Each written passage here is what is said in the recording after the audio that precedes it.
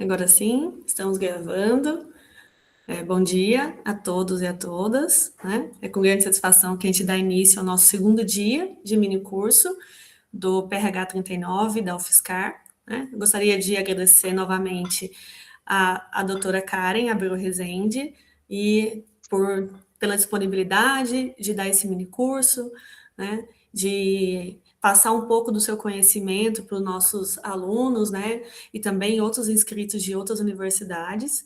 A gente tem aqui inscrito nesse minicurso cerca de 123 participantes, né, de mais de 20 instituições, e como nosso professor Antônio disse no primeiro dia, é muito gratificante ver o interesse dos estudantes, pós-graduandos, pesquisadores, os professores, né, nessa área, e é um prazer, né, ter vocês aqui, e eu vou dar alguns recados antes da gente iniciar, e eu falar um pouco sobre o breve currículo da Karen, tá? Então, informo que a gente está gravando esse curso, e futuramente a gente vai disponibilizar no nosso canal do YouTube, do PRH 39, tá? Para que vocês possam compartilhar e revisar alguns temas que aqui foram apresentados. Pedimos a gentileza que todos permaneçam com o microfone fechado, né, durante a fala da convidada, para a gente evitar qualquer interferência, e a gente terá, né, alguns momentos durante a apresentação para debates, perguntas, dúvidas, né, que a nossa própria palestrante vai abrir esse espaço, né, e vocês podem enviar as perguntas tanto no chat quanto pedir a permissão com a mãozinha aqui do meeting para poder participar ao vivo aqui, né? E eu vou liberar vocês para fazerem a pergunta na ordem de solicitação. Tá? Gostaria de agradecer, então, formalmente, né, a doutora Karen Abreu Rezende, né, por estar aqui hoje. E a doutora Karen, né, ela tem uma trajetória de excelência na engenharia química, tá? Para quem não estava aqui no primeiro dia, ela tem graduação, mestrado e doutorado em engenharia química pela Universidade Federal de Uberlândia. E durante seu doutorado, ela realizou um período de sanduíche nos Estados Unidos, desculpa, né? E depois, como pós-doc na Universidade Federal de Campinas, Estadual de Campinas, tá? E com um período também como pós-doc fora do Brasil, no exterior, isso agora sim na Alemanha, tá? Na Alemanha, ela liderou projetos de modelos cinéticos para catalisadores eolíticos aplicados em reação de hidrogenação. Atualmente, a doutora Karen ela reside na Finlândia, né? Ela ocupa a posição de Catalyst Owner como Senior Specialist na Burge International, né? Trabalhando na produção de poliolifinas e também trabalha como consultora técnica em plantas de poliolefina na Europa e Oriente Médio. Tá? Com uma produção, também possui uma produção científica robusta, tá? De pelo menos 13 artigos em periódicos científicos de alto impacto, e também possui uma patente internacional depositada em 2023 sobre a conversão de materiais lignocelulósicos, e também foi reconhecida com a menção honrosa do Prêmio Capto de Tese em 2018. Tá? Doutora Karen, é um privilégio tê-la aqui conosco hoje, e passo a palavra para você para dar início a esse segundo dia de minicurso. Muito obrigada pela introdução, Laura. Obrigada pela oportunidade de novo de estar aqui. E o título do nosso minicurso hoje é Catalisadores Industriais, uma visão prática. Então, sejam bem-vindos, novamente, quem estava aqui no primeiro dia. Para quem ainda não me conhece, eu sou a Karen Abreu Rezende. Como a Laura falou, eu sou engenheira química, com mestrado e doutorado na Universidade Federal de Uberlândia. E essa área desse minicurso é exatamente a área que eu me formei, que eu tenho meu doutorado, que é relacionado à parte de catálise, de aplicação de catalisadores, processos reacionais. Desde 2021 eu trabalho também com catalisadores nessa parte de industrial, e essa é uma das razões da proposta desse mini curso. Então, nesse mini curso, eu vou falar um pouco, bem brevemente, sobre catalisadores e alguns exemplos de aplicação. Eu não vou focar especificamente em grandes detalhes, mas se alguém tiver interesse, sejam muito bem-vindos para fazer pergunta. Como eu falei, é uma área que eu gosto muito e que eu trabalho muitos anos com isso. Mas eu também identifiquei que aqui a gente tem pessoas, por exemplo, engenheiros que não são engenheiros químicos. E às vezes pode ser que se eu falasse muito, em detalhes a pessoa não fosse acompanhar. Porém, da minha experiência prática, que desde 2021, como eu falei, eu trabalho como expert, principalmente dando suporte à aplicação de catalisadores, à utilização, a troubleshooting, etc., eu reparei que eu tenho que explicar isso, esses conceitos e essa aplicabilidade, não apenas para engenheiros químicos, mas para pessoas que trabalham com processos relacionados à catálise. Então, para explicar esses conceitos de uma maneira mais aplicada, uma visão mais prática, parte do minicurso vai ser relacionada a um caso de estudo, um caso prático, na verdade, e aí dentro desse caso eu vou trazer os principais conceitos que eu sempre tinha que estar compartilhando e que são muito relevantes para quem trabalha com esse tipo de processo na indústria. Então, eu acredito que, por isso que eu coloquei o nome dele como uma visão prática, porque tem muito também do meu conhecimento, da minha experiência do dia a dia na prática. Então, não apenas a parte teórica. Mas vamos lá, vamos começar. Só para todo mundo estar no mesmo nível, vamos falar assim, só para a gente saber o que a gente está falando. Então, no dia anterior, a gente falou sobre processos de refino. Nos processos de refino, a gente tem o nosso petróleo, que é a matéria-prima básica. Ele normalmente começa com, o refino dele começa com processo de destilação. Você tem dois tipos de processo, atmosférica e a vácuo. Após isso, você tem diferentes etapas de conversão até você chegar nos seus produtos finais. Produtos finais pode ser diesel, gasolina, asfalto, querosene, etc. Tem diferentes tipos de produto. E nos processos de conversão, nós falamos de craqueamento, reforma e hidrogenação. E durante esse mini curso, a gente foi, no primeiro dia, trabalhando alguns desses conceitos, que eu não vou entrar em detalhe, mas sejam muito bem-vindos para assistirem a primeira fase, a primeira etapa, ou a gente pode repetir isso em algum momento. Mas vamos falando, então, o que é o craqueamento? Um dos processos que a gente falou é exatamente a quebra da molécula grande em menores. Ele é importante porque você aumenta a quantidade de gasolina que você pode produzir derivando a partir do seu óleo bruto. Então, você quebra as suas moléculas grandes, os seus resíduos, que já foram para a parte de baixo da sua destilação, em moléculas menores que vai ter as propriedades de gasolina. A gente também falou de hidrotratamento e principalmente de hidrodesulfurização, que é quando você está removendo as impurezas dos seus diferentes frações do destilado, e aí isso é muito importante, que você vai ter a produção de combustível mais limpo de acordo com as suas legislações. Por exemplo, o diesel S10. E tem o processo de reforma, que a gente também falou, que é quando você literalmente reforma os seus hidrocarbonetos para você atingir uma maior índice de octanagem, que é uma propriedade importante da gasolina, e além disso, você também vai estar de acordo com as legislações. E você também pode usar a reforma para a produção de hidrogênio. Porém, a pergunta que fica aqui, um minuto, o que todos esses processos têm em comum? Eles são aplicados à indústria, à cadeia de produção de combustíveis, etc.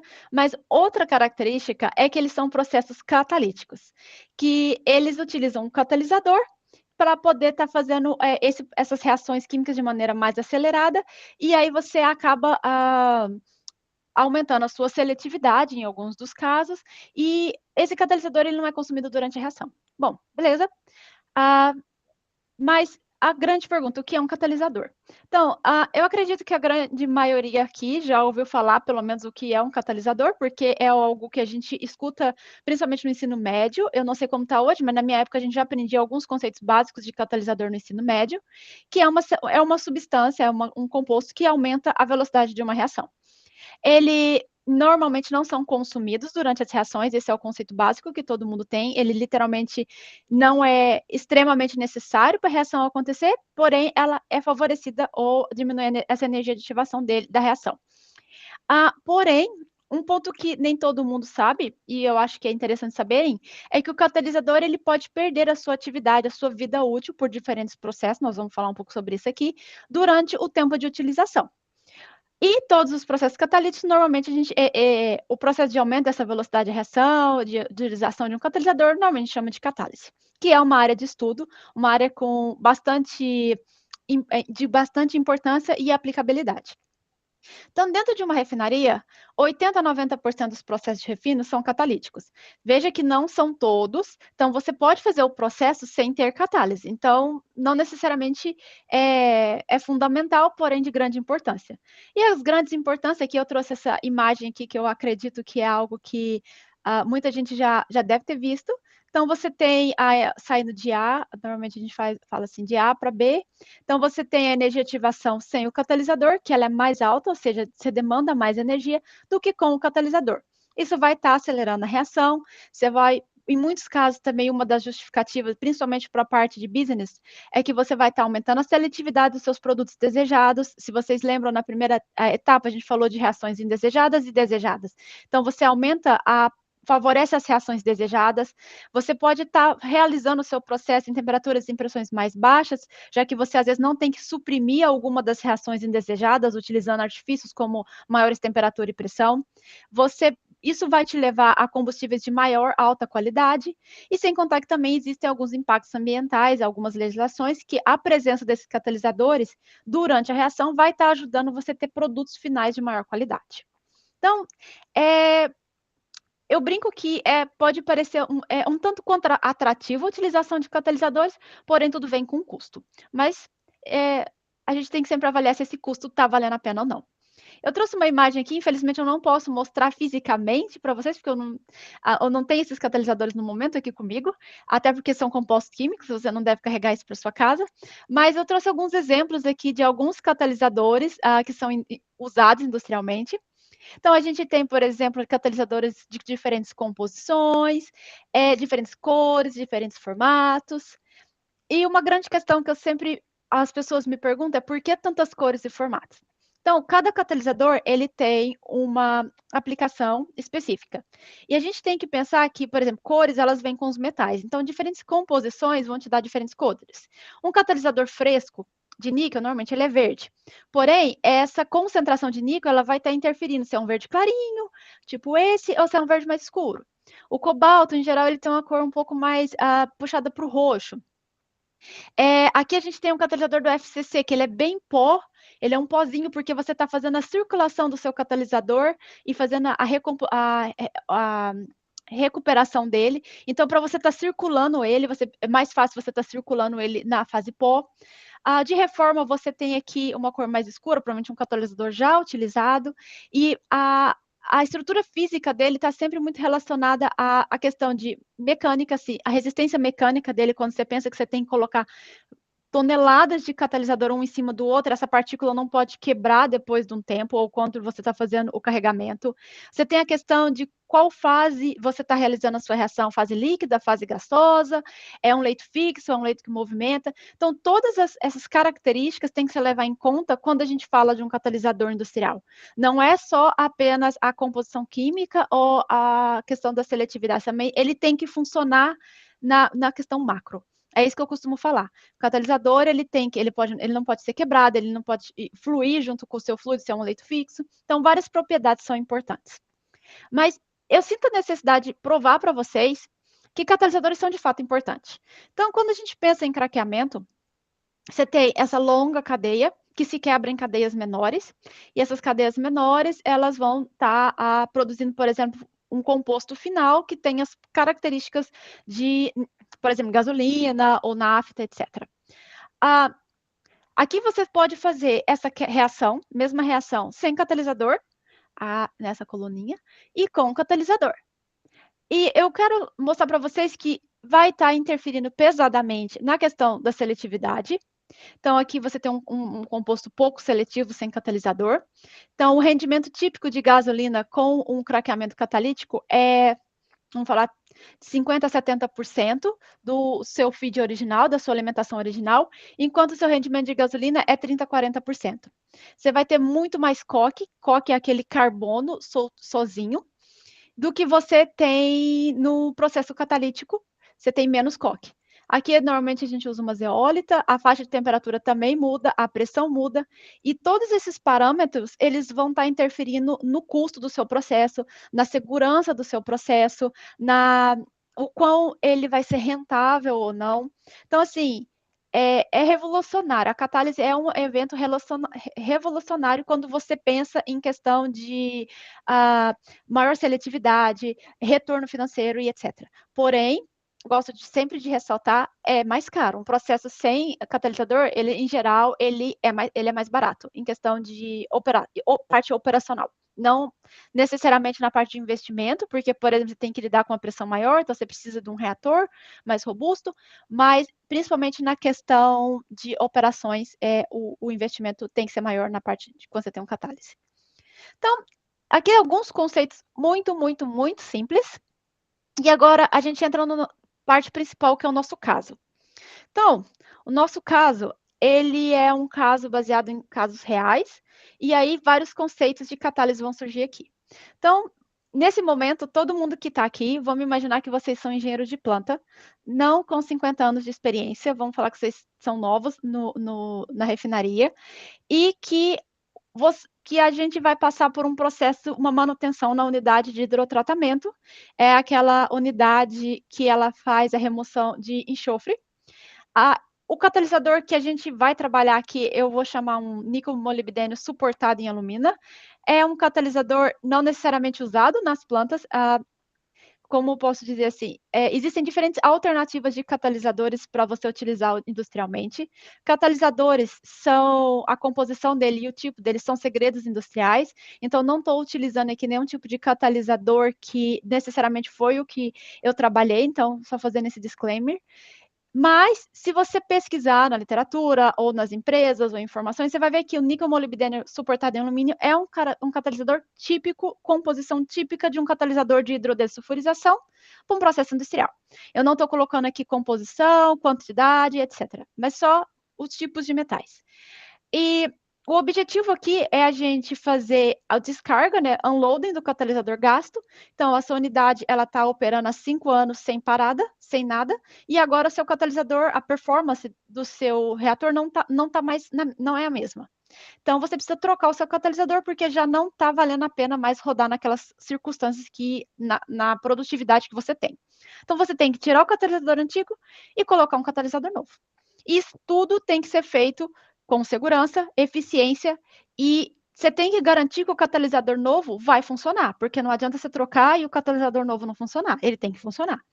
Então, espero que tenha ficado bem claro para vocês qual que é o nosso caso aqui, qual que é o nosso objetivo, o nosso plano. E bem-vindo a todos ao nosso primeiro turnaround. Então, turnaround é numa fábrica, é uma parada industrial, ela geralmente acontece em centros industriais, né? Ele é, em geral, obrigatória. Ela pode ser obrigatória para você fazer manutenção, inspeção.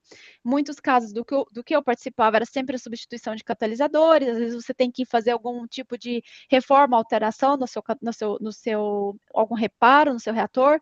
Então, existem diferentes objetivos, mas saibam que uma planta normal, média, exige um planejamento aí de 6 a 12 meses antes de que essa parada aconteça. Isso acontece principalmente porque, embora você vai ficar parado 1 ou 4 semanas, vamos falar em geral, depende muito do tipo de trabalho que você tem que fazer, pode ter paradas até de, sei lá, acho que a maior que eu já fui foi de 2 meses, mas você vai parar uma unidade, uma planta que, em geral, vamos falar, pode estar rendendo 200, 100 mil euros por dia, então você vai estar perdendo bastante dinheiro durante essa parada. Vai exigir que você vai trazer muita gente para a sua planta, então, muitas das manutenções, dos processos, investigações, mesmo a troca do catalisador, ela não é feita normalmente pelo pessoal que trabalha no dia a dia da planta, você vai ter um número muito maior de trabalhadores. É um processo que roda 24 horas por dia, pessoas trabalhando. Obviamente, você tem turnos, então você multiplica esse número de trabalhadores por 2 ou 3. Tem vários terceirizados. Terceirizados, em geral, eles não seguem sempre as mesmas regras de segurança, então tudo tem que ser alinhado com antecedência. Às vezes você tem que alugar equipamentos, por exemplo, você tem que alugar os seus tratores ou os seus guindastes, tudo isso tem que ser, normalmente a planta não tem disponível, ela tem que trazer isso de terceiros. Tem a questão da segurança e tem o custo, né, que você vai estar fazendo toda essa manutenção, limpeza de reator, retirada do catalisador, do nosso caso, isso vai estar trazendo um custo maior, porque você tem que adicionar um novo processo, parar todos os processos ao redor. Então, assim, só para dar uma ideia para vocês da dimensão do que a gente está falando, do evento.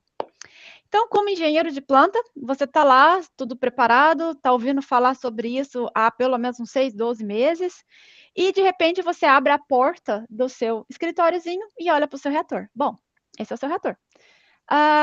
Ok, que tipo de informação você consegue tirar daqui? É uma planta alta, você vê um reator, esse aqui é o seu reator. Já começa por aí, tendo que reconhecer ele. Existem várias outras tubulações aqui, beleza? Tem umas luzes aqui. O que mais que a gente consegue ver? Bom, não consegue ver muita coisa. De longe, assim, da porta do seu escritório. Então, em geral, quando você tem esse tipo de processo, você vai ter que ir no seu diagrama de tubulações e instalação, do seu PID.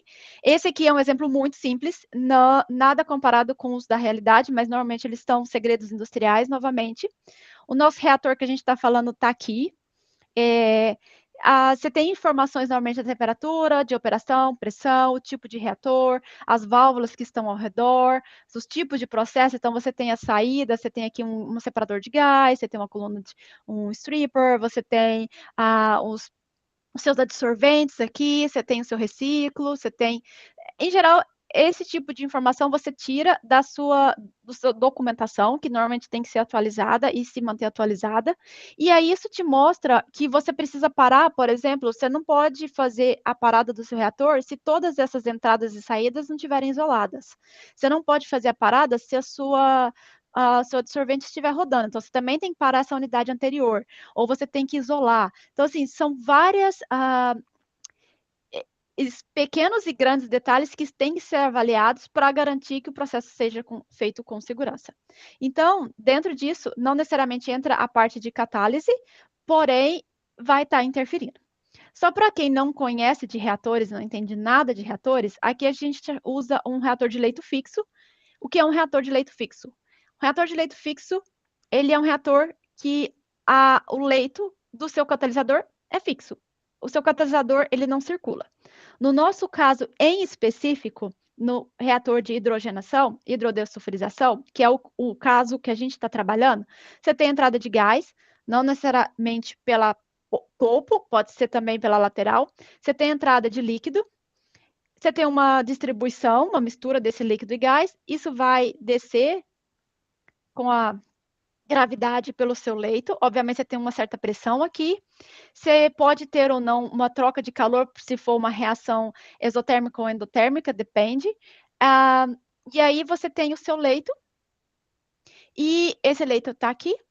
E a sua reação, o seu líquido sai, o seu produto final sai em forma de líquido, no nosso caso, e o seu gás pode ser recirculado.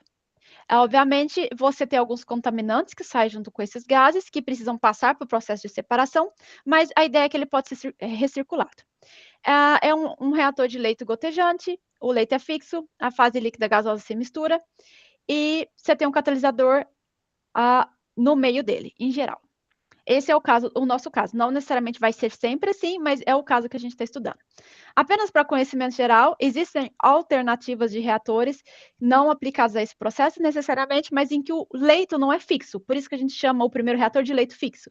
Existem tipos de reatores que o seu catalisador ele vai estar movimentando junto com o seu fluido. Então, por exemplo, os reatores slurry, de bubble, de leito fluidizado, o famoso FCC, que eu falei também na primeira fase, ele circula, o seu catalisador circula dentro do bed, né, do meio do reator, e a sua reação acontece durante esse circulamento. Tem várias razões por que esse tipo de reator são utilizados, mas a gente não vai focar nisso agora no nosso caso, mas só para conhecimento geral. Então, vamos voltar. Vamos voltar à nossa foto, tá aqui o nosso reator. A gente tem um reator de leito fixo. A altura dele, vamos falar em torno de 25 metros, pode variar. normalmente varia, em geral, tem reatores muito, muito grandes e reatores muito, muito pequenos. O diâmetro do reator, vamos pôr aí em torno de 2,5. A altura do leito catalítico não necessariamente é toda a altura do seu reator, então você tem o seu leito aqui assim, mais ou menos, um pouco menor, então, por exemplo, se é 25 metros, em torno de 12 a 15, depende muito. Nós estamos falando de uma carga de 30 a 200 toneladas. A última vez que eu contei, a gente fez um load em torno de 150 toneladas. Então, é bastante pó que você vai estar colocando lá dentro, ou partículas sólidas, depende muito da estrutura do seu catalisador. O que a gente vai estar lidando aqui tem uma composição de níquel e molibdênio suportada em alumínio.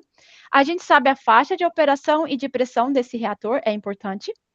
E apenas para vocês terem uma noção, se vocês moram um reator de 25 metros, que é o que a gente está supostamente falando aqui, é um prédio mais ou menos de 6 a 8 andares. Não necessariamente eu medir, mas é em torno disso. Então, se você mora num prédio de 6 a 8 andares, você está morando num reator mais ou menos desse tamanho. E a sala de estar típica de uma casa, ela tem de 4 a 5 metros de largura. Obviamente, ela não é um cilindro, em geral, ela pode ser, mas ela não é um cilindro, ela é um quadrado ou um retângulo. Mas só para vocês terem noção, o tamanho e a dimensão desse reator comparado com um apartamento normal. Mas uma grande questão, aqui só dando um highlight, uma informação do tipo de catalisador, da temperatura e da pressão, que são fatores importantes que a gente precisa. Mas a grande questão, quando a gente vai abrir um reator e vai mexer com o catalisador, é sempre o que está acontecendo aqui dentro. Porque você não pode simplesmente, dadas as proporções, abrir um reator desse e sair algum gás tóxico, porque isso vai causar um grande problema. Ou sair uma grande, vamos falar, entrar ar aqui dentro e esse catalisador explodir, por causa que aconteceu uma reação com oxigênio. Então, você precisa ter, como engenheiro de planta, ou como engenheiro de processo, você precisa saber o que está acontecendo dentro do seu reator. E aí, alguns conceitos de catálise e de reação começam a surgir e se tornar importante.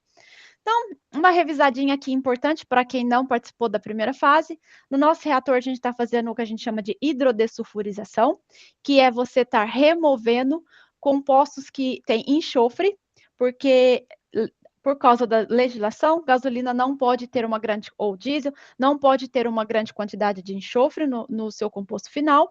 Então, você vai ter que remover isso em forma de ácido sulfídrico ou sulfeto de hidrogênio. O catalisador aqui que a gente está trabalhando pode ser a base de cobalto, níquel, depende muito do processo, do preço, etc. Esse processo é de extrema importância por causa de questões ambientais, principalmente se você está queimando essa gasolina, que é o que a gente faz com a gasolina quando põe no motor, ela pode estar liberando SO2, que é muito prejudicial e envenena o seu ar. Como também, se você precisa fazer algum processo de reforma, por exemplo, para chegar nas especificações finais, a presença de compostos de enxofre vai prejudicar os seus catalisadores durante o seu processo. Então, é importante, em vários aspectos, remover esse enxofre.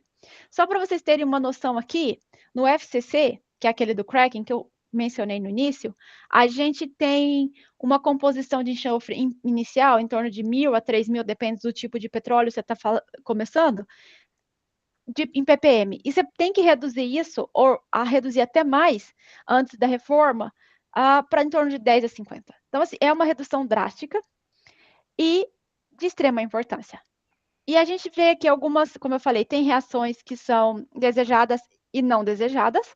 As verdes são as desejadas, que são as principais que removem o enxofre, e as indesejadas, você pode ter formação de coque, você pode ter formação de hidrocarbonetos indesejados.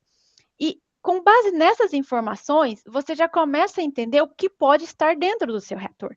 Porque no nosso caso, o reator estava rodando por 5 anos. Então, muito provavelmente, você pode ter aromáticos absorvidos na superfície do seu catalisador, você pode ter coque, você pode ter H2S no meio, preso ali no meio do seu leito, do seu reator, porque se nós estamos falando de um volume muito grande, você pode ter diferentes tipos de hidrocarboneto, você pode ter hidrogênio, afinal o hidrogênio estava lá durante o processo. Então, assim, mas muito provavelmente você não vai ter, vamos falar assim, CO2, porque com base nas nossas reações aqui a gente não vê uma grande chance de ter CO2. Então, assim, é importante você identificar os compostos que você pode ter para identificar os seus riscos, para entender que tipo de processo você precisa fazer. Então, por mais que pareça muita química, é muito relevante para a segurança e para todo mundo ao seu redor. Então, assim, é só mostrando para vocês que como que entender o processo que está acontecendo ali dentro faz diferença na hora de você fazer um projeto para realizar essa troca. E agora, se alguém gostaria de fazer alguma pergunta?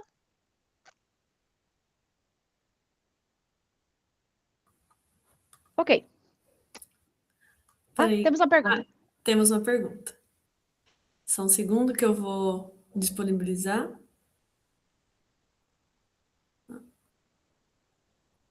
Patrick, você pode pedir novamente, por favor? Porque sumiu aqui da tela para eu aprovar. Agora sim. Veja se funciona o microfone, por favor. Você consegue desabilitar? Isso. Por exemplo, bom dia, bom dia. Bom dia, Bom tudo dia. bem? Então, a minha pergunta em específico é que, como você está dando foco aos processos de conversão catalíticos, eu queria entender e outros processos de conversão, como, por exemplo, viscorredução, craqueamento térmico, eles ainda são viáveis nos tempos atuais? Porque uma dada cadeira que eu estudo hoje envolvendo essa parte de refino de petróleo afirmou que, principalmente a viscorredução, está caindo em muito desuso, porque é muito custoso a parte de aquecimento e pressurização, e o que você retira nesse processo ou obtém dele não acaba compensando. Então, de maneira resumida, os processos de conversão que não são catalíticos, eles ainda têm muito interesse da indústria por alguma razão de custo, ok, mas de obtenção de produtos? Olha, eu diria que sim. Tem muita planta que eu já trabalhei que faz cracking, por exemplo, sem ser com catalisador. Existem diferentes razões. Às vezes a empresa não tem interesse em investir numa planta com catalisador. Às vezes a empresa procura um tipo de produto específico que você consegue, a demanda pelo processo, pelos produtos que vêm do processo sem catalisador, está ok, está funcionando, não precisa de investimento. Mas é sempre uma questão de, infelizmente, é de business, né? Que tipo de produto você vai vender, o que você está precisando e o que você está a fim de investir. E tem a questão de operações, porque a operação de um processo sem catalisador, em geral, ele é mais barato. Então, eu confesso para você que eu não tenho conhecimento se eles têm muito investimento novo em processos não catalíticos, principalmente para quebra, cracking, mas eu sei que tem muita planta operando processos que não são catalíticos. E principalmente nessa parte de renováveis, tem muitas perguntas de muito projeto que eu tenho visto, eu vi já, não agora, porque agora tem muita coisa parada, mas no começo como a gente, se você poderia, por exemplo, usar esses processos não catalíticos como uma forma de quebra inicial dos renováveis. Então, assim, qual seria a vantagem em relação a isso? Então, assim, é uma questão de usar a estrutura antiga para fazer processos novos, entendeu? Bom, pelo menos já reaproveita a estrutura que já foi investida, né? Então, Exatamente. ganha-ganha a situação. E uma outra pergunta agora a respeito dos catalisadores. A depender do leito, você tem às vezes um catalisador que é mais interessante devido à sua resistência mecânica, ou por estar fixo, seu aumento da área superficial, se tiver, por exemplo, um catalisador que é uma coroa, um cilindro com furo no centro, ele acaba sendo mais eficiente do que se fosse apenas um cilindro preenchido. Sim. Tem alguma regra ou algum padrão internacional que explica, para esse tipo de leito a gente opta por esses catalisadores nessa geometria e para esse outro leito essa geometria, ou isso é uma questão que é mais determinada experimentalmente, depende muito do tipo de petróleo que está sendo refinado e, portanto, não é padronizável, seguindo alguma norma internacional ou local? Até onde eu sei, não existe nenhuma norma, no sentido de que você tem regras escritas por lei, assim como um advogado vai brigar com você, mas existem algumas, por exemplo, Sabe-se que esse tipo, por exemplo, de acordo com a experiência ou o que as empresas de catalisadores já vendem esse tipo de processo, normalmente elas recomendam. Então, assim, tem todo um conhecimento científico, vamos dizer, de pesquisa por trás, que eles recomendam, olha, para esse tipo de processo, se você quer essa seletividade, você usa esse tipo de catalisador. Ou a gente vende esse tipo de catalisador para esse tipo de processo. Então, é uma questão muito de tecnologia mesmo. Por exemplo, para a nossa tecnologia, a gente vende um catalisador com essa e essas características. E aí pode ter, por exemplo, processos, o mesmo processos, usando reatores diferentes, que usam catalisadores diferentes para não infringir patentes, para você poder estar realizando esse processo de forma mais barata ou menos barata. Então, é muito comercial, eu diria também. Perfeito. Acredito que só por isso, por enquanto. Obrigado. Beleza, sejam bem-vindos. Obrigada, Patrick. Alguma outra pergunta? Ainda não temos perguntas aqui no chat, mas se alguém tiver alguma A gente agora, pode continuar e depois, a gente se tiver... continua e depois a gente abre outros momentos. Então, engraçado que vocês não tinham perguntas, mas eu tinha perguntas, e eu trouxe algumas das perguntas que eu me fiz quando eu estava na minha primeira experiência de turnaround, de frente para um reator. É por isso que eu escolhi esse caso, porque, para mim, ele foi um momento assim, meu Deus. Então, eu olhava para aquela quantidade, aquele volume todo e pensava, como que nós vamos tirar tantas toneladas de sólido de dentro desse reator? É alto? Você vai usar uma pá? Como que você vai sair daí? O que precisa levar em consideração? Porque eu tinha bastante conhecimento na época de fazer parte experimental, e para quem já trabalhou com essa parte experimental, sabe que a gente está falando 10 miligramas, 1 grama de catalisador, é muito fácil de lidar com isso no laboratório, mas quando você está falando de toneladas, muda de figura. E mesmo quando a gente está falando de 1 grama, por exemplo, a gente tem que tomar bastante cuidado quando a gente vai fazer isso no laboratório, porque tem catalisadores que são pirofólicos. Então, assim, quanto tempo isso vai levar? Quanto tempo leva para tirar toda aquela tonelada? Como que a gente coloca, então, um novo catalisador? E assim, como que eu vou garantir que esse novo catalisador vai cair ali dentro de uma maneira uniforme que vai estar favorecendo, que vai funcionar de novo? Então, assim, foram algumas das questões que eu tive, e que, embora eu tenha trabalhado muitos anos com essa parte de catálise, fazendo reações, até às vezes trabalhando em plantas quase pilotos, que são plantas um pouco maiores do que os pequenos reatores, principalmente em questão de batelada, que eu nunca tinha me deparado com essas questões. E esse também é uma das razões que eu trouxe esse mini curso da parte prática para a gente entender como que isso acontece. Então, existem diferentes etapas, o processo é feito em diferentes etapas. Depende muito do tamanho do reator, quanto tempo vai levar, só para responder vocês. Pode demorar, depende. A descarga e o carregamento normalmente não são muito demorados, 2 dias, 3 dias de trabalho, 24 horas por dia. Mas se você tiver fazer alguma inspeção, alguma modificação, alguma limpeza, normalmente acrescenta. Então, assim, depende muito, são vários fatores aí, mas não é algo que leva 6 meses, por exemplo. É algo que vai levar pouco tempo, relativamente dado o tamanho. Mas a primeira etapa que a gente tem que fazer, ela vem com algumas perguntas, né? Por que você não pode abrir o reator, no nosso caso em específico, enquanto você tem hidrogênio e H2S lá dentro? Quais são as razões que te levam a não poder simplesmente abrir esse reator sem medir isso? Nosso catalisador, para conhecimento de vocês, quando ele está, depois que ele rodou 5 anos, ele está na formativa dele. Então, já ressalto que nem todo catalisador ele está na formativa, mas no nosso caso ele está na formativa ativa, o que significa que se ele for exposto ao ar, ele é pirofóbico. Então, ele vai reagir muito rápido com esse oxigênio do ar e ele vai liberar uma grande quantidade de energia. E nós estamos falando de uma grande quantidade de energia. Então, que medidas que eu tenho que tomar para confirmar que eu vou abrir esse reator? Só abrir ele, só tirar a parte de cima dele em segurança. Então, as respostas, quando a gente está lidando com hidrogênio, o hidrogênio ele é inflamável de se misturar com ar. Então, a gente está falando de uma grande quantidade de hidrogênio, então é por isso que a gente tem que garantir que a quantidade de hidrogênio dentro do nosso reator está baixa. H2S é um sulfeto, ele é um composto bastante tóxico, corrosivo, e que mesmo em baixas concentrações ele pode trazer danos tanto para o equipamento quanto para as pessoas que estão trabalhando ao redor. Um catalisador pirofóbico, ele ele entra em combustão espontânea, em contato com oxigênio. Então, o calor liberado dele, ele pode trazer danos tanto dentro do reator, em pontos de explosões, vamos falar, pequenos pontos de explosões locais, o que vai danificar o reator, que vai trazer maior tempo, ou reparo e custos. Então, é importante que você garanta que a quantidade de oxigênio que o seu catalisador veja ou entre em contato, em todos os momentos, seja o mínimo possível.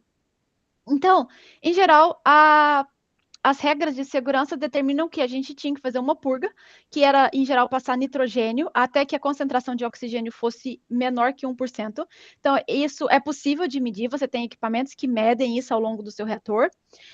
Você tem que garantir que a temperatura esteja adequada, você tem baixa temperatura, não estou falando, pelo menos próximo da temperatura ambiente, ou um pouco maior às vezes, mas tem uma temperatura mínima, dado o processo, para garantir que você vai estar desfavorecendo qualquer tipo de reação. Então, se essas reações normalmente envolvidas em hidrogenação, elas precisam de uma certa temperatura para acontecer, então você vai estar garantindo que você está abaixo dessa temperatura, e são feitos vários testes de atmosfera dentro, sim, de medidas do ar dentro do reator, antes de você conseguir abrir ele. E essas medidas, elas são registradas, elas são oficialmente marcadas tanto pela quem vai quem é o dono do reator, como os terceiros que vão trabalhar. Então, são duas pessoas medindo para garantir que todas essas etapas de segurança sejam alcançadas e que você faça o processo com a maior segurança possível. Porém, é importante a gente se perguntar, como engenheiros, que você está ali participando do processo, ok, eu sei que a minha atmosfera, eu sei que a minha temperatura, eu sei que a minha pressão, está tudo seguro. Vamos abrir esse reator. Ok, a gente abriu o reator, mas o que está lá dentro? O que tem lá dentro? Eu já dei algumas dicas de compostos, por exemplo, coque, hidrocarbonetos, compostos aromáticos, hidrogênio, H2S, que pode estar lá dentro. Porém, tem muito catalisador usado.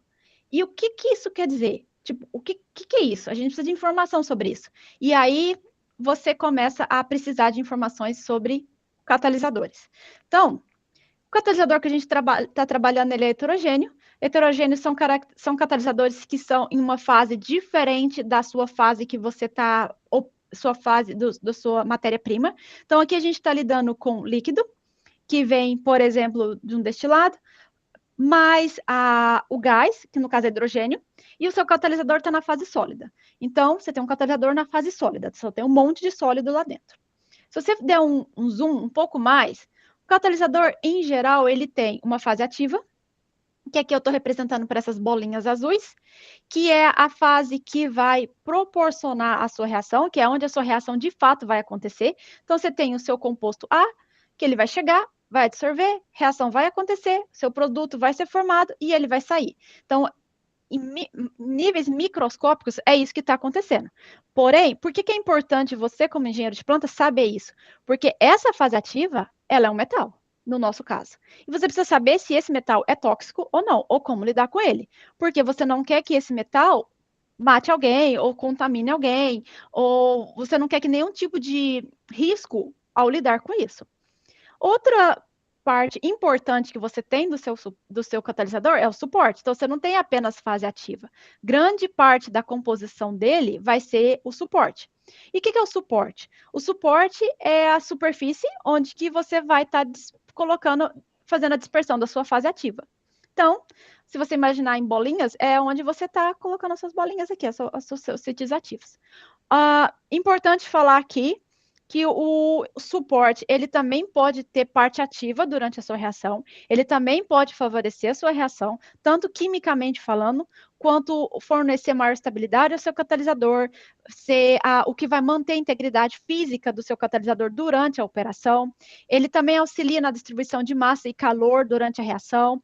Ele influencia, então, de maneira direta e indireta na atividade e na seletividade do seu catalisador. Então, no nosso caso aqui, a gente vai ter níquel com molibdênio suportado em alumínio. Mas só para ter uma visão um pouco mais prática, né? Mais realística, a gente até agora imaginou esse suporte com o seu sítio ativo sobre ele.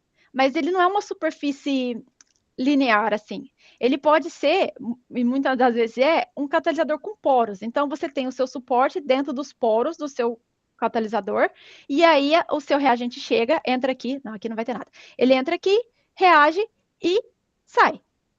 Então, assim, a acessibilidade dos seus reagentes ao seu catalisador é uma característica muito importante.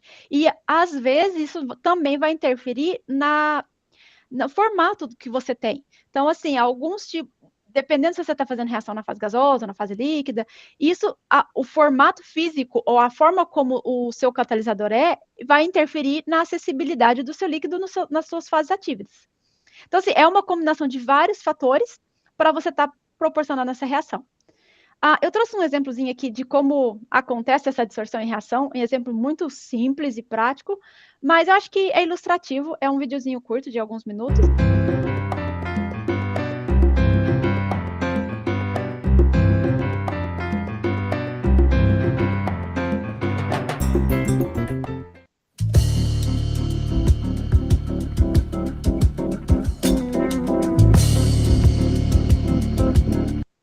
Então, vamos parar aqui. A gente tem o hidrocarboneto, lá, C2H4, aqui o hidrogênio. Você tem a sua fase ativa, seu catalisador metálico, e você tem o seu produto final. Então, você vai ver que o hidrogênio aqui, ó, ele aumentou no seu produto final. Aqui era C2H4, aqui você tem C2H6. Então, você está fazendo a hidrogenação.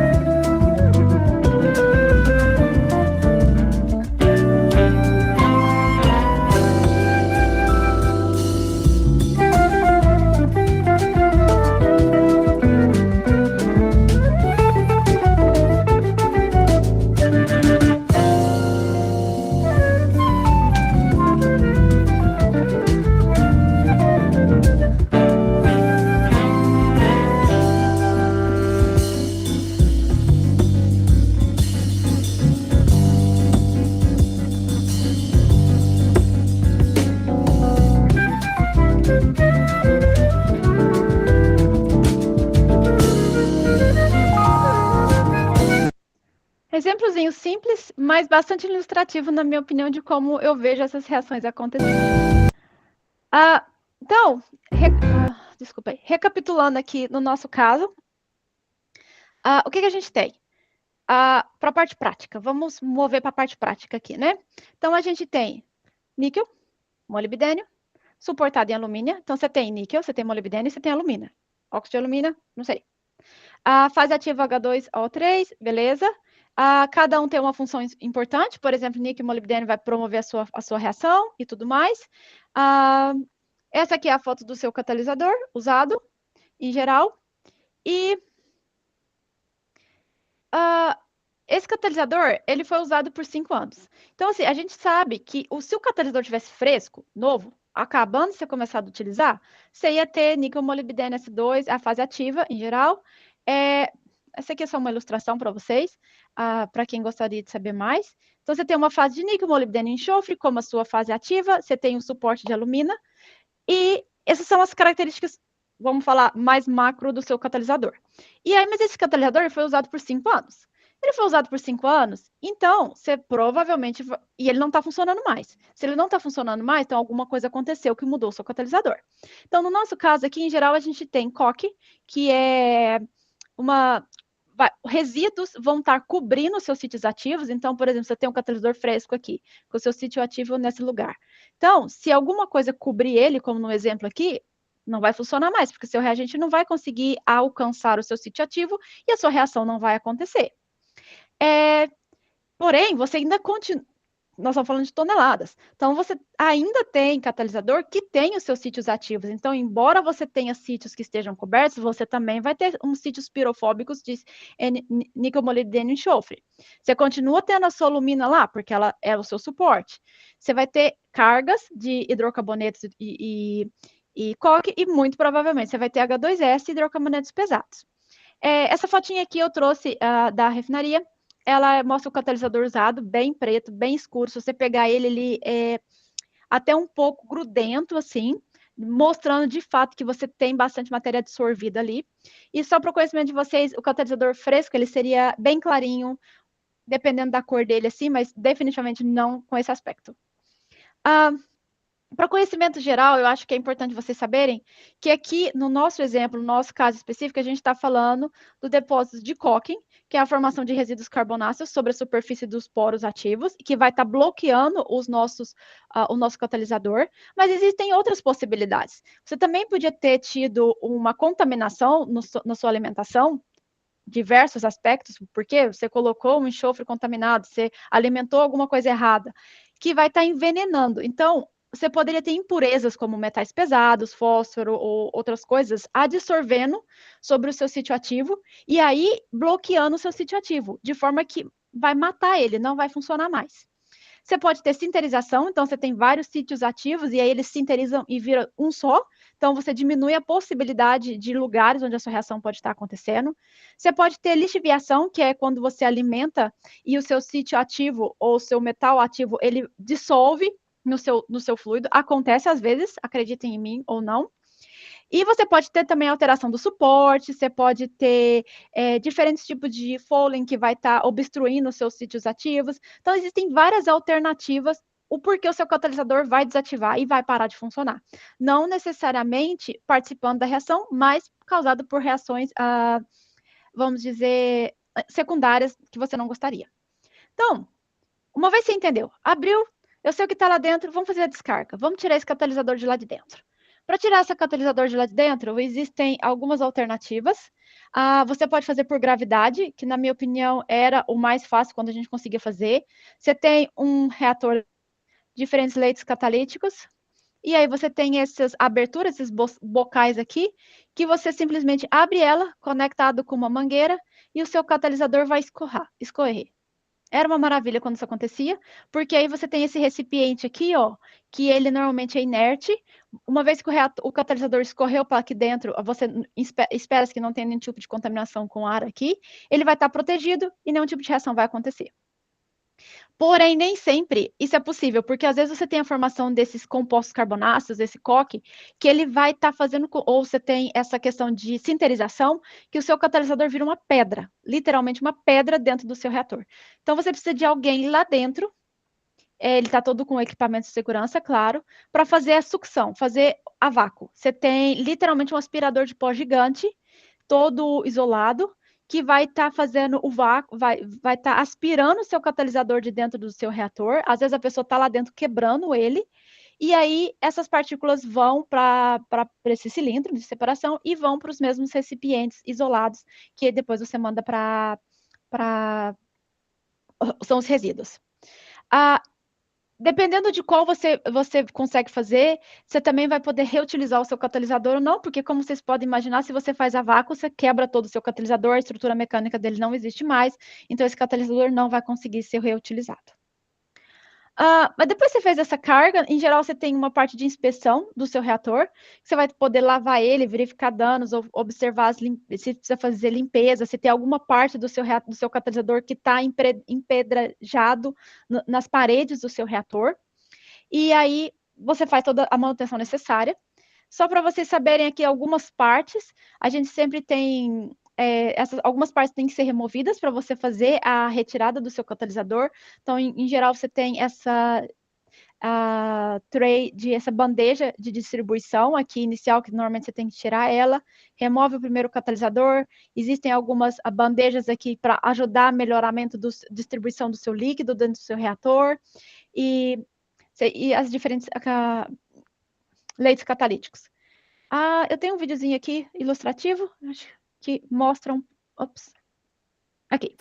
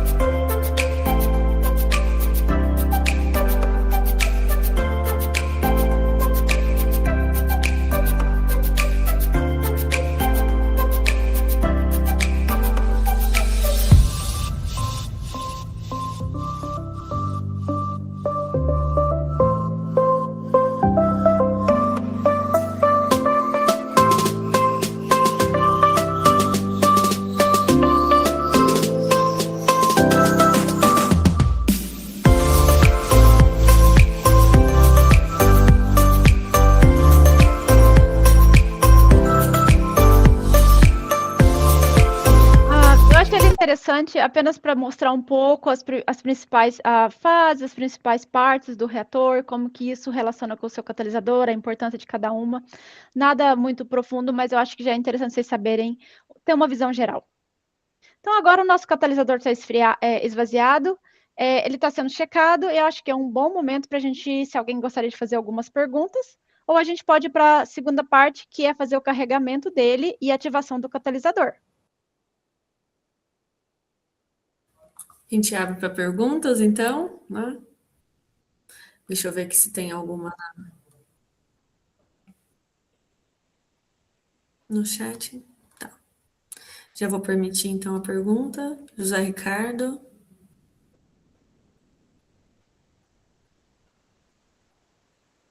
Olá, José. Vou pedir para você se apresentar, né? De qual instituição você é, né? E fazer a sua pergunta.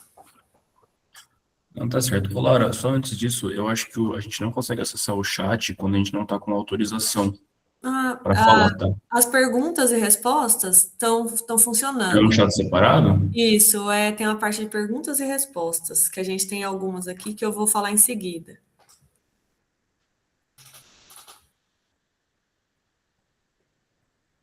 Mas você pode fazer a pergunta aqui também, não tem problema.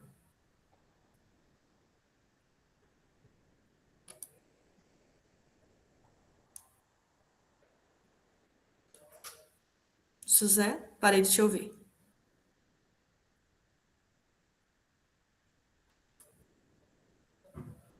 Bom, não sei se travou o dele. Eu vou fazer a pergunta aqui do chat de perguntas e depois a gente volta com o José, porque eu acho que não sei se travou, tá? Então, eu vou fazer a primeira pergunta, que é A primeira pergunta foi do Arnaldo, né? Ele pergunta, né, ele fala primeiramente, bom dia, ao longo da vida útil do catalisador, as condições de operação do reator são alteradas continuamente para compensar a desativação do catalisador, ou as condições se mantêm as mesmas desde o início da operação e o catalisador novo já possui uma margem de eficiência para essa perda. Em geral, as condições de operação são alteradas. Obviamente, existe uma faixa. Por exemplo, se você decidir alterar sua pressão ou temperatura, existe uma faixa que o seu reator mecanicamente suporta.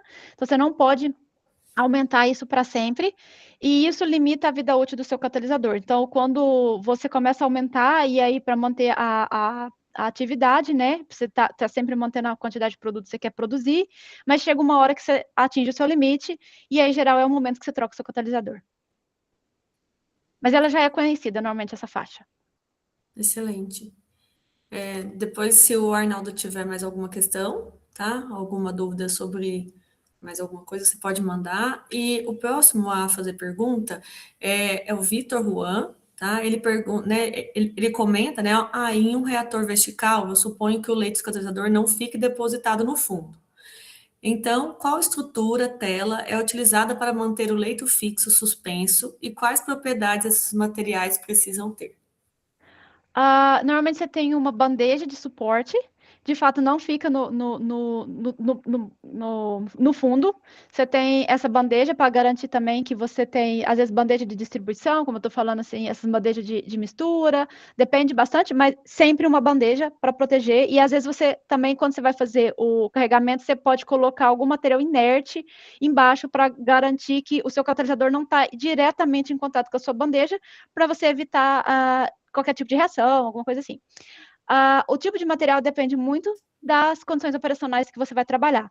Por exemplo, se você fazer cracking, que demanda uma temperatura mais alta, são materiais diferentes de reatores que trabalham a temperatura mais baixa. Então, o material depende muito. Não e depende do preço, são vários fatores que entram em consideração aí. Mas é sempre eu sempre vi de metal, de diferentes metais. Uhum. Obrigada, Karen. Ainda o Vitor, né, ele faz uma segunda pergunta aqui no chat. Em um reator de catálise de uma refinaria, saberia quais são os tipos de sensores, nível, temperatura, em relação ao H2S, pressão, pH e etc., e quais zonas eles monitoram? Você sempre tem várias zonas de monitoramento ao longo do seu leito catalítico, monitorando a sua temperatura. Obviamente que são em anéis, assim, ao redor do seu reator. Você tem monitoramento de pressão, com certeza absoluta. Os produtos finais, por exemplo, H2S, pH, você pode estar monitorando em geral da sua saída, ou você pode ter pontos onde você coleta amostras, normalmente não diretamente no seu leito fixo, no seu reator, mas no final dele. E o que você monitora depende muito da reação que você está fazendo, porque, por exemplo, a H2S é monitorada na hidrodesulfurização, mas se você está fazendo cracking, você vai monitorar outros produtos. Então, é de acordo com o seu processo, mas definitivamente, temperatura e pressão está sempre lá. Em todos esses, né, nessa figura esquemática, tem os estágios, né, de leitos. Uhum. Geralmente, tanto no meio do leito, né, como a gente faz no laboratório, né, na parte de bancada, mas também talvez nos pratos, você saberia dizer? No suporte Sim. também não. No suporte não, mas em geral você tem em várias alturas do seu você tem monitoramento de temperatura. E isso também depende muito do perfil de reação que você vai fazer naquele reator, porque se você sabe que você tem uma variação de temperatura ao longo do leito, porque depende muito das reações que são favorecidas em cada leito, né? Porque você imagina que o seu produto que entra aqui, ele já reagiu com esse primeiro leito, então quando ele vem para cá, ele pode ter propriedades diferentes. Então, assim, depende um pouco, mas sim, é ao longo do leito. Tá. Eu tenho aqui mais uma pessoa que gostaria de fazer a pergunta ao vivo. Eu vou liberar para Camila Jesus permitir. Vou pedir para a Camila, por favor, se apresentar e falar de Constituição. Bom dia. Bom dia. Bom dia. Me chamo Camila, eu sou da Universidade Federal do Maranhão e quero desde já lhe parabenizar pela apresentação. E Obrigada. só me gerou uma dúvida enquanto você falava que os catalisadores, eles podem ali ter os seus sítios ativos ali devido ao uso constante, eles serem contaminados. Eu não sei se você disse ou ainda vai dizer, mas existe um tratamento desse catalisador após essa contaminação, ou eles são apenas descartados e colocados outros catalisadores no lugar? Tipo assim, que seja o mesmo catalisador, eles são apenas trocados, ou existe um tratamento específico ali para que esses sítios ativos eles estejam disponíveis novamente para que haja essa funcionalidade dentro desse leito fixo? Ótima pergunta. Bom, isso vai depender do seu processo. Existem e do que está fazendo a contaminação. Por exemplo, quando você tem a absorção de coque, pode ser que você consiga fazer um processo de queima desse coque e você faça uma recuperação dos seus sítios ativos. E, por exemplo, em catalisadores de metais nobres, que são catalisadores mais caros, esse processo, em geral, acontece. Agora, em catalisadores de metais não nobres, que são catalisadores mais baratos, às vezes não vale a pena fazer esse processo, às vezes você não consegue recuperar o seu catalisador sem estar mudando a sua fase ativa por outra. Por exemplo, você precisa queimar o coque, mas daí você sinteriza o metal, então a sua vida ativa do seu catalisador vai diminuir também, então não vale a pena. Mas, em geral, é uma possibilidade, depende, por exemplo, se você teve uma pequena contaminação durante o seu processo, mas seu catalisador ainda tem vida útil que precisa estar cumprindo. Então, às vezes, você pode fazer uma parada estratégica, fazer uma reativação do seu catalisador para recuperar esses sítios ativos. Então, depende muito do que está matando o seu catalisador e qual o tipo de metal, quais os custos relacionados a isso. Certo, obrigada. Obrigada, Camila. Mas eu vou falar sobre isso daqui a pouco. Legal. A gente tem uma última pergunta aqui no chat de perguntas e respostas, que é a Camila Fontoura. Ela deseja um bom dia também e ela comenta: pensando em um escalonamento do processo catalítico, qual a vida útil em média que seria aceitável para um catalisador de hidrotratamento? E se você saberia qual que é o ideal para a indústria para levar esse catalisador para um processo real? Eu preciso saber, eu diria que depende um pouco do tipo de matéria-prima que você está fazendo hidrotratamento. Se você está fazendo de petróleo convencional, eu diria que pelo menos uns 5 anos ou mais, depende muito do tipo, do processo que você vai fazer. Se você está falando de compostos renováveis, uns 2 anos seria ideal, mas sempre você tem que pensar na maior vida útil possível que você consegue. Mas uma vida útil de 6 meses, eu diria que tem que ser um processo que gera um produto muito valioso, porque senão não vai estar valendo a pena. Porque toda essa troca, ela requer bastante investimento. Legal. Muito obrigada, Karen. A gente tem aqui mais uma pessoa que gostaria de fazer a pergunta ao vivo. Eu vou permitir a entrada dela.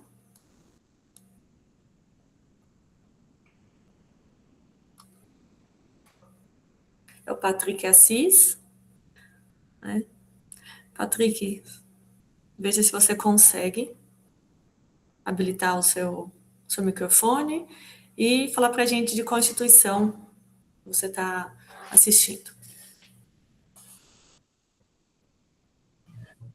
Primeiramente, só certificar, tá saindo de minha voz por causa da internet? Deu para ouvir? Eu vou ver. Ok, beleza. Bom, eu sou da Universidade Federal de Pernambuco e a minha dúvida em específico, Karen, é a respeito do efeito que acontece da perda de funcionalidade do catalisador conforme ele vai operando. A refinaria, quando vai aplicando esse processo de conversão, ela tem alguma conversão mínima aceitável? Porque como esses processos catalíticos vão consumir sítios ativos ou vão aplicar algum efeito que diminui eles, como citerização, como você bem mencionou, esse catalisador ele vai ser cada vez menos eficiente conforme o tempo passa. Tem algum valor mínimo de conversão de carga aceitável para que esses catalisadores sejam tão estressados por 5 anos durante o processo de conversão? Sim, tem. Tem tanto da parte de business do produto, e você tem que pensar que normalmente, principalmente esse processo de hidrogenação, ele está no meio do processo, ele não está gerando o produto final, às vezes. Então, você tem que ter uma conversão mínima para você poder alimentar o seu produto dentro das especificações para o próximo processo. Então, sim, de fato, desde o começo do dia 1, ele tem um critério mínimo de conversão para você gerar um produto que a gente fala dentro das especificações. Senão, você joga esse produto você joga ele fora, ou você joga ele para reciclo, depende do que você vai fazer. Mas, para ele virar produto final, toda a reação tem uma especificação de conversão.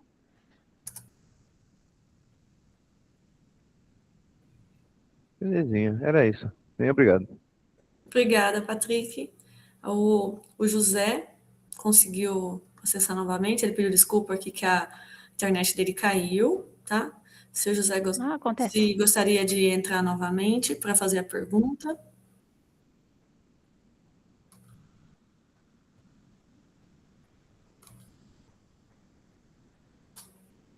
Olá, José. Veja se você consegue habilitar seu microfone agora, por favor. Acho que deu certo. Deu. Então, só me apresentando de novo, né? Eu sou José Ricardo, pesquisador em nível de mestrado na Universidade Federal de São Carlos, faço parte do PRH. Eu queria agradecer por esse mini curso, é muito legal. Embora eu não trabalhe hoje em dia com catálise, eu já trabalhei com simulações de leito de catálise e absorção na empresa em que eu fiz meu estágio. E não é exatamente uma dúvida, mas é interessante ver essa experiência de como que é, né, você retirar um absorvente ou um catalisador que já está em fase de desuso para você substituir, porque eu só fazia as partes de simulação. Então, eu tinha que saber qual que era a carga do catalisador, qual o tempo de vida útil dele, e a gente nunca sabia exatamente como era essa parte de troca, né? De você parar essa fábrica, você saber como que acontecia essa troca, as preocupações que se tinham que ter ao longo desse processo. A gente só fazia a parte de simulação, montar a proposta e mandar para o cliente. E, geralmente, a minha etapa de trabalho parava aí. Então, está sendo bem interessante ver como que são essas etapas posteriores a essa etapa de simulação, de planejamento, montagem de uma proposta comercial. Então, muito obrigado. Está sendo bem legal essa participação aqui. Ah, que legal. Eu fico muito feliz que o minicurso atinja o objetivo dele, porque era exatamente esse sentimento que eu tinha quando eu comecei a fazer esse tipo de trabalho, que as pessoas precisavam saber, principalmente quem trabalha com catálise, como que isso vai e qual a importância do conhecimento que a gente gera na vida real, assim, na aplicação. Valeu, muito obrigada. Bom, a gente tem aqui uma última pergunta, Karen, antes da gente avançar. Uhum. Então, eu vou ler aqui. É uma última pergunta que está aqui no chat e não foi respondida, que é do Vitor. Ele pergunta se já vem sendo utilizado IA para predição de vida útil de catalisadores, né, usando alguns dados dos sensores em tempo real, simulações. Se você sabe como vem sendo aplicado isso hoje em dia. Eu não diria para predição da vida do catalisador, mas com certeza para acompanhar se está dentro do esperado de acordo com os dados que a refinaria já tem. Isso eu já vi acontecer, mas para predição, normalmente a gente precisa de dados cinéticos, outras características que não necessariamente você precisa de IA para isso, dá para fazer sem IA. Mas para utilizar dados, por exemplo, de vários anos e ver qual que é das mesmas características ou mudando algumas coisas, qual que é a sua conversão esperada? Sim. Mas ainda tem muito para desenvolver nessa área, tá? Não é algo que está implementado e que está toda a refinaria usando. Eu já vi, porque eu trabalho dentro das partes de pesquisa e desenvolvimento, então normalmente essas partes inovadoras surgem lá primeiro. Mas eu não tenho certeza, por exemplo, em refinarias mais tradicionais que não tem grandes centros de pesquisa, se isso já está sendo utilizado. Mas a tecnologia está aí. Uhum. Obrigada, Karen. Encerramos aqui, então, essa parte das perguntas e você pode retomar. Então, vamos fazer o carregamento do nosso catalisador. Então, agora já tivemos um tempo, o reator está limpo, está checado. Agora a gente vai carregar ele. Bom, para carregar, primeira questão que qualquer engenheiro que está participando ali do processo tem que responder é: nós vamos carregar o catalisador certo. Então, como que eu vou saber que eu estou carregando o catalisador certo? Quais as propriedades? Como que esse catalisador chega? O que eu preciso observar sobre esse catalisador? Então, aqui nós estamos no nosso leito fixo, 25 metros, diâmetro de 5, altura do leito 12, vamos falar que a gente está entre 100 e 200 toneladas, e a gente sabe que a gente vai fazer níquel, molibdênio e alumínio. Você está lá na planta, você não sabe, como você vai medir que é níquel, molibdênio e alumínio? Então, algumas propriedades que elas são reportadas e que a gente precisa verificar. Então, primeiro, o catalisador normalmente ele vem, as que eu já vi, ela pode vir nessas big bags, que são essas bags grandes aqui, de 1.000 quilos cada uma, ou pode vir nesses cilindros aqui, nesses barris. Todos eles, em geral, são selados, não podem ficar no sol, você não pode sentar em cima das big bags, você não pode pular em cima delas, você não pode pôr uma em cima da outra, você não pode rolar os barris. Tem todas as recomendações de acordo com as características do seu catalisador. Então, assim, você precisa se programar para estocar na sua planta, durante todo esse processo, 200 toneladas de catalisador nesse tipo de embalagem. Essa é uma primeira preparação. Então, a segunda preparação é você pensar qual é a forma física que o meu catalisador vem. Então, você pode abrir uma dessas big bags, dependendo das propriedades do seu catalisador, se a recomendação é que você pode abrir, às vezes não, mas a maioria dos casos que eu já trabalhei, ele vem exposto ao ambiente. Então, por exemplo, eles não são ambientes isolados, tem ar aqui, por exemplo, então você pode abrir e ver. Devia ser formato de cilindro, é um pó, o que é? Então, você já pode fazer a sua primeira avaliação ali, olhando se o seu catalisador é o que você esperava. Normalmente, eles também fazem uma análise de granulometria para ver a distribuição do tamanho, eles coletam uma amostra, e isso é feito no laboratório de controle de qualidade. Você tem que olhar a umidade residual, algumas características, por exemplo, qual que é o estado físico que ele vem? Ele vem no estado óxido, ele pode ser exposto ao ambiente, ele precisa de um tratamento antes de ser carregado, ele é sensível ao ar. Então, assim, todas essas informações você precisa saber, e isso geralmente é fornecido pelo seu, como fala, pela pessoa que está te vendendo esse catalisador. Então, Em geral, quando você recebe o catalisador como engenheiro, ele vai vir com o que a gente chama certificado de análise.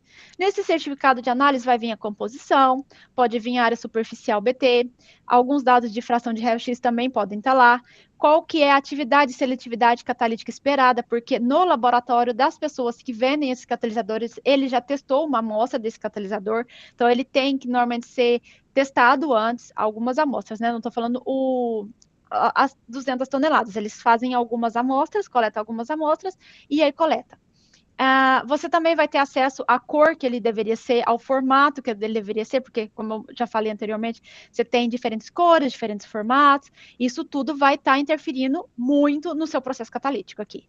Então, para quem já trabalhou com catálise, alguns termos são conhecidos. Por exemplo, você sabe o que é uma área superficial BT, você sabe o que é uma difração de raio-x vai te dar, mas não necessariamente quem nunca trabalhou com isso vai saber. Então, assim, é por isso que normalmente a gente sempre explica o porquê. Por exemplo, a área superficial, ela é uma medida do número de sítios disponíveis. Vamos falar assim, da área superficial que você tem do seu catalisador. A composição química também é muito importante você saber, porque você sabe qual que é o tipo de metal que tem lá. Então, não é algo que você consegue necessariamente ver.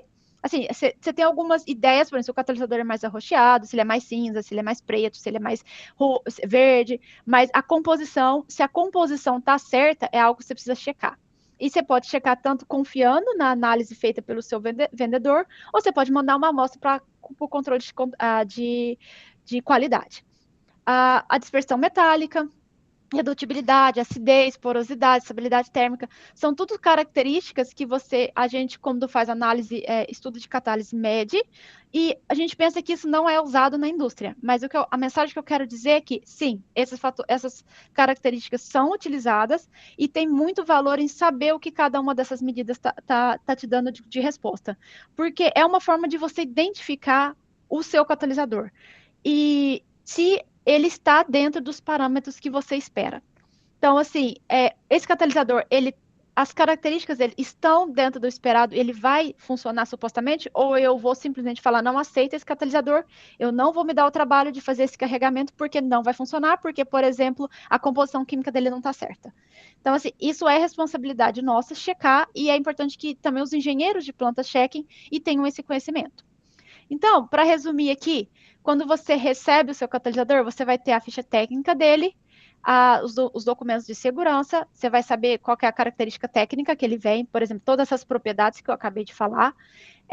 Os documentos de segurança, por exemplo, ele tem chumbo, ele tem níquel, ele tem cobalto, no nosso caso ele tem níquel, molibdênio. Como lidar com isso? Você pode respirar ele, você pode comer ele, você pode passar no olho, você pode pôr a mão nele, ele está estável, ele pode entrar em contato com o ar, ele vai pegar fogo, ele não vai? Então, assim, todas essas características têm que vir documentadas. Você também vai ter acesso a um histórico de performance, você sabe que a sua planta rodou por 5 anos, então você sabe qual que é a sua atividade, seletividade, qual o processo de regeneração que você vai fazer. E, em geral, a pessoa que vende esse catalisador, porque no meu caso eu trabalhava numa empresa que compra catalisador. Eu acho que isso é muito importante falar também, que não necessariamente a empresa que vende catalisador é a mesma que usa o catalisador. Então, assim, no meu caso, a gente comprava de uma empresa e a empresa que fornecia era responsável por passar todas essas informações. Obviamente, eu tinha os meus dados locais, mas não sabia, por exemplo, e eu poderia analisar em algum nível o meu catalisador, tanto que a gente estava lá para isso, porém, a gente não tinha parte ou informação sobre, por exemplo, eu não era responsável por falar qual que era os fatores de segurança. Eles eram me fornecidos pelo meu vendedor, que me falava exatamente a composição e tudo mais, e a gente lidava com isso. Agora, você também pode ter casos em que a empresa que produz é a mesma que usa. E aí, sim, a comunicação é um pouco melhor, vamos dizer assim. Mas, de qualquer forma, a empresa que está vendendo, ou os responsáveis por fornecer esse catalisador, eles têm que te recomendar qual o processo de ativação, como que você regenera, ou se você não regenera, ou se você descarta. Todas essas informações completas, elas têm que vir da empresa que vende. E o tempo de vida útil estimado, claro, você vai comprar um produto, você quer saber por quanto tempo ele vai funcionar, se você usar condições certas de temperatura, pressão e vamos falar, se você rodar a sua planta nas condições especificadas por o tempo certo, sem nenhum tipo de problema, por quanto tempo útil você me garante que esse catalisador vai funcionar? Essa é uma informação muito importante e que define muitas vezes não apenas a parte técnica, assim, obviamente o catalisador tem que ser apropriado para a reação, ter as características fundamentais, mecanicamente falando, para o reator, mas o tempo de vida útil dele prometido vai interferir tanto no preço e quanto na viabilidade econômica dele. Então, sim, é um assunto muito sério. Porém, quando você vai fazer o carregamento, você pode falar, Karen, mas o meu catalisador está certo, ele é branco e ele é formato de bolinha, então tá tudo certo. Beleza, mas você tem que pensar que nós estamos falando de 200 toneladas. E você está falando de um reator que tem 3 leitos, vamos falar no nosso caso. Não necessariamente você vai usar sempre o mesmo catalisador em todos os leitos. Então, assim, essa é outra característica que nós vamos falar daqui a pouco, mas você pode ter vários tipos de catalisador no mesmo leito. Mas antes disso, vamos falar como que a gente coloca o catalisador. Como que esse catalisador vai parar lá dentro? Então, aqui temos novamente nossos reatores. Tem 2 alternativas. Elas são muito parecidas, então você vai ter um guindaste aqui. Já começa a entender por que a gente precisa dos terceirizados. Você pode colocar os seus barris dentro desse funil de... eu acho que em português ele chama funil de carga, alguma coisa assim. Você tem esse funil de carga que você coloca o seu catalisador aqui dentro, o seu guindaste vai levantar ele, você vai conectar ele aqui na entrada do seu catalisador e vai entrar aqui, ó. Entendeu? E outra alternativa é se você tem aquelas big bags que eu mostrei a foto antes, então você não necessariamente precisa desse funil, mas você vai trazer elas aqui em cima e o funil já está aqui em cima, na verdade, ó. E aí você joga ela aqui dentro e aí o catalisador cai. Bom, parece muito simples, né? Na verdade, é de fato muito simples, mas tem uma grande pergunta aqui. Como é que eu vou garantir que esse catalisador ele vai cair de maneira uniforme? Como é que eu sei que não vai cair assim, ó? Quer ver, ó? Tudo para cá, ou vai cair, tipo, uma parte aqui vai ficar vazia? Não sei. Então, isso, tem vários estudos sobre isso. Inclusive, tem muitas empresas que terceirizam esse tipo de trabalho. E é uma parte muito interessante que eu não tinha conhecimento, o quão é importante você entender sobre essa densidade ou essa necessidade de estar empacotando o catalisador direito. Eu tenho esse vídeo aqui que eu acho que mostra muito melhor o que a gente chama de sock loading ou dense loading. Sock loading é quando você simplesmente joga o seu catalisador lá dentro, tipo, você... deixa eu voltar aqui na imagem. Você está aqui, ó, sua big bag, você abre ela aqui e o catalisador cai por gravidade. Isso é sock loading. O dense loading é quando você tem um equipamento que ele joga as partículas de maneira organizada, de forma de ficar compacto e você garantir uma maior quantidade de catalisador pode ser compactada dentro do seu leito. Vantagens e desvantagens sempre existem. Desvantagem principal do dense loading é o preço, que ele é mais caro, é um processo mais demorado, porém você consegue colocar mais catalisador e ajustar melhor aumentar a efetividade do seu reator. Mas vamos ver o vídeo.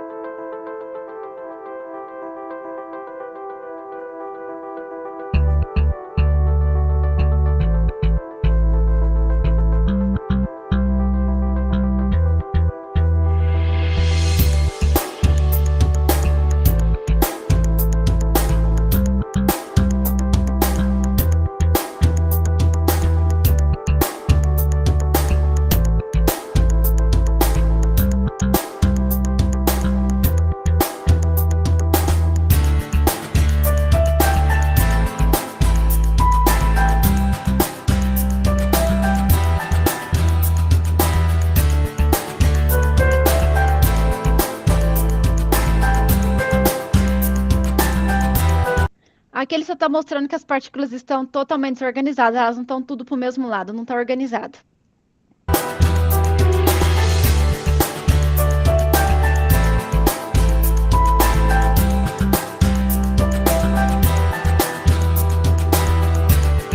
Então Então, aqui você tem uma área mais densa, porque vai cair tudo no centro e depois espalhar. Então, você tem uma área mais leve, mais soft aqui. Então, assim, está bastante concentrado e pouco concentrado nas beiradas. Enquanto você tem no dense loading toda uma homogeneidade.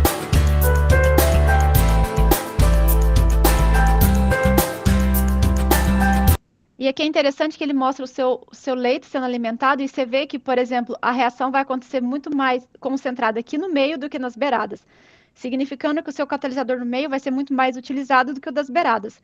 Mas se você tem esse tipo de perfil, a vida útil do seu catalisador vai ser menor, do seu reator como um todo. O que mostra que você vai ter que fazer a descarga com um catalisador que poderia ser melhor aproveitado.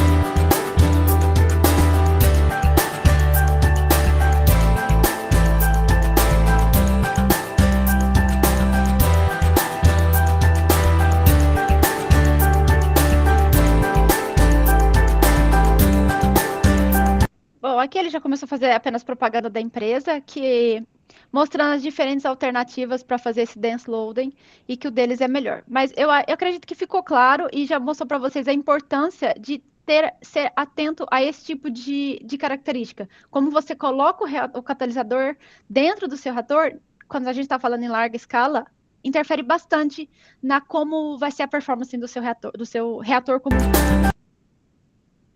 Mas voltando àquele assunto que eu falei para vocês, a gente tem um reator de 3 leitos e não necessariamente você vai estar colocando o mesmo catalisador em todos os leitos. Inclusive, você pode, dentro do mesmo leito, ter diferentes catalisadores, o que para mim também foi uma grande surpresa. Mas, por exemplo, a gente pode começar com material inerte em cima da bandeja. Então, aqui a gente não é o fundo do reator, é a bandeja do reator, na verdade. Então, você tem um material inerte, e aí você pode ter um catalisador 1, um catalisador 2, e você pode ter, inclusive, adsorventes no início, para absorver alguma impureza do seu leito. Então, a primeira reação vai acontecer aqui, aí o seu fluido já chega com uma característica diferente aqui. Então, tipo, todos esses materiais, como que você combina ele, por exemplo, se você tem diferentes tipos de. Aqui você às vezes pode ter um material mais largo aqui, ou um menor aqui, com uma maior estrutura mecânica. Toda essa organização, normalmente, ela é proposta por quem vende o catalisador ou por especialistas nessa área.